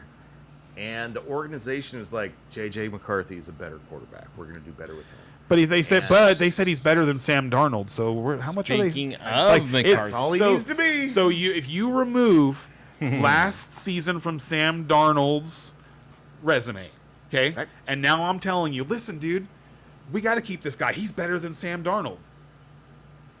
What did I say? Like, what would you say at that? Like before? 13 wins. Sam No. Darnold. I'm just saying. No. I'm saying remove that from his resume. We have this conversation Right. last season. That means nothing then. You're Nothing. Right. Yeah, that Nothing. means Absolutely but nothing. He did have that 13-win But season. in he had between, one. so. He's had one great It season so far. matters. It He's had one good season I'm so just saying, far. if And they were I'm able pretty to do sure that in this system for Sam Darnold, imagine what they can do for J.J. McCarthy. That's all I'm saying, and I have high hopes there. so And we got a fun question: let's do it. Brock Purdy or J.J. McCarthy? Purdy. Like season long or for the week? I'll 'Cause take if Purdy you're for taking- both. Oh, Career long, I'll take Purdy. career long? Now you're going career. Wow. It's hard for me to be making bets on J.J. McCarthy when I haven't seen him play a game yet. I'm only going off reports and everything else, so that's really tough. My gut reaction is J.J. McCarthy, but like you think about it, and okay, wait, I haven't seen him play yet. I have seen Purdy play, so I'd probably have to take Purdy there, but only because I haven't seen J.J. play yet. That could totally change after week one. Yeah.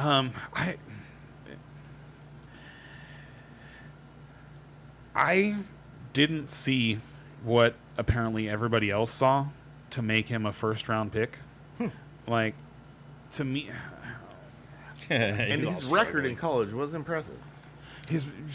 but you know what's funny is that like we care about that now. I mean, Tom Brady won a national championship and had an undefeated season. That guy sucks. Yeah, but we didn't care. I'm just saying. I'm just that's saying how many something. Alabama I mean, shouldn't say that now because there's been better Alabama quarterbacks recently. But like over the years, how many Oklahoma quarterbacks were there? Like they would have undefeated seasons and then send out guys like Sam Bradford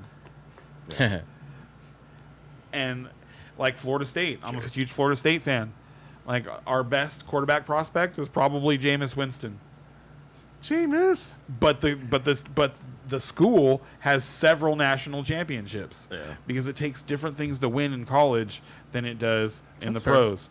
And there's things that you can get away with in college that you can't totally get away fair. with in the pros. Yeah, that's and very one of fair. the things that you can't get away with in the pros is being inaccurate. You cannot be inaccurate. I thought JJ was known. for JJ being- threw the hardest ball.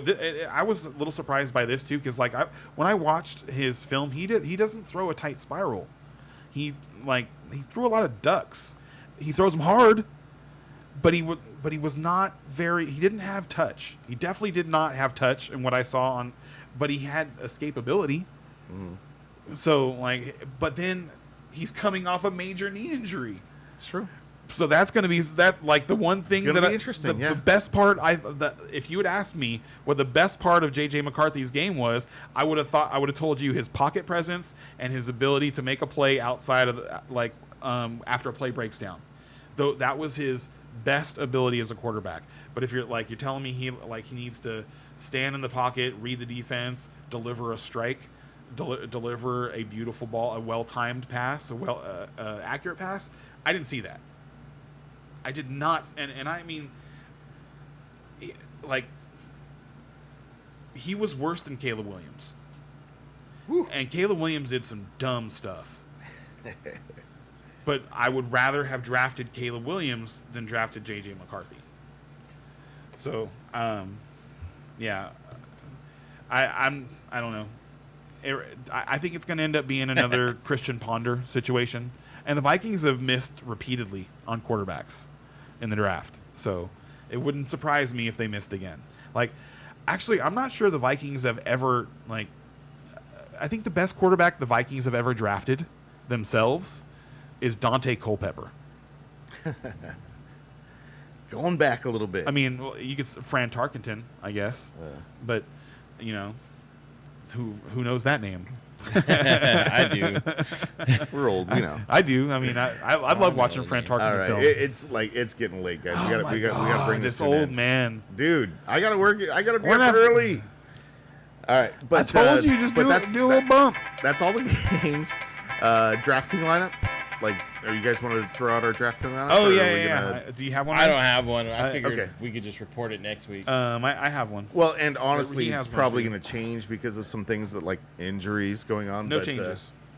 No, I have one change that I might have to make.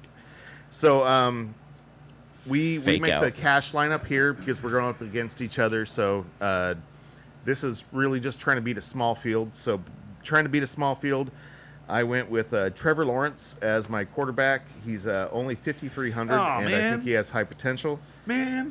Alvin Kamara is only 6,300. I went with him That guy's as one of my terrible. running backs because I have McCaffrey as my main running back, which very well might change here tomorrow. With you. I'm with you.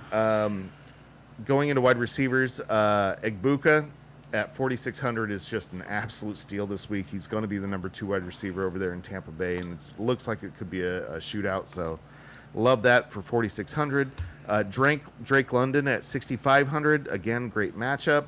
And Brian Stackers. Thomas Jr. to stack up with Trevor Lawrence. Seems like a good idea here. David Njoku seems like the easy the easy spot of the week for tight end. Like, how can you not go with Njoku here? Seems like a fantastic spot. Flex, I've got McMillan. He is going to be the number 1 wide receiver for Bryce Young. for Carolina for Bryce Young. So, I mean, at 5,200, he doesn't have to do that much. And the Steelers defense at 3,300 is a little expensive, but man, they're going to do some work. All right, and yeah, I agree with the Brian Thomas and Trevor Lawrence stack. Okay. I'm also trying to play McCaffrey, and we'll see how that works out. My other running back is Austin Eckler. My receivers are Neighbors and McMillan to go alongside Brian Thomas Jr. I'm going to play Hunter Henry. and that's how I didn't play Njoku, is I just decided to save a bunch of money and play Hunter Henry. I can see that. Henry, to me, is more of a tournament play than live game. Right. And I'm Yeah, probably gonna change it. Like, it was something I just put together and I didn't really like. I haven't fiddled with it at all yet. In the flex, I've got Jonathan Taylor, and then I've got the 49ers D, I've got Jonathan Taylor in my other lineup. because the 49ers get to play against Sam Darnold. Yep. I'm so curious. That is one of the things. Like I said, I'm super scared of all the Seahawks assets, because I just don't know what we're gonna get out of Sam Darnold. No, you're right. Without Kevin O'Connell right It's behind a him. complete question mark. It is to me, it's I think it's the biggest question mark in terms of like how what could shape the fantasy football season. Because if Sam Darnold has a season, like if he is the same guy in Seattle this year as he was in Minnesota last year, then all of the Seattle assets are way too low. All Agreed. of them. All of them are going Yeah. way too low. Like, they're But all a nobody really steal. feels that. Everyone kind of feels the that only it was one the that's going system, it right- was where he was. Yes, he took a step forward, but it was where he was that really did it. So I agree with you, and the draft, the draft cost on all of these players, outside of maybe Ken Walker, because he's still probably close to like as high as you'd want to draft Ken Walker. Right. Like, you're still having to get him in the late third, people still love early him. fourth. Yeah. So he's top 50. He's a top. great. He's getting drafted in the top 50 in any draft that you're in. And should be. Yeah, and he should be. But the other guys are not. Like, you're getting, JSN is right around there, right around 40-ish. Like, you're getting him. I almost feel like people in the are middle too around high on 4. him. Like, I like him, But then Cooper people Kupp love him. man. Cooper I'm Kupp just is like, not ugh. going until round 9, round 10. Yeah. And Zach Charbonnet is right where Cooper Kupp is. And to me, if their offense is successful and they're like scoring points the way Minnesota was scoring points last year, Charbonnet is going to be as they're easy of a start as. if they're doing what they want to do, Walker and Charbonnet are both going to be starts. Agreed. That's where I'm going with that. Yeah. Agreed. Yes. If they want, if they're doing what they want to do, they're both going to be startable assets 100%. for sure. So All right. Well, that's week 1, people. thank you for the questions. We appreciate it. Absolutely. We had a great time. Please ask the questions, guys. Peace out, everybody. See you next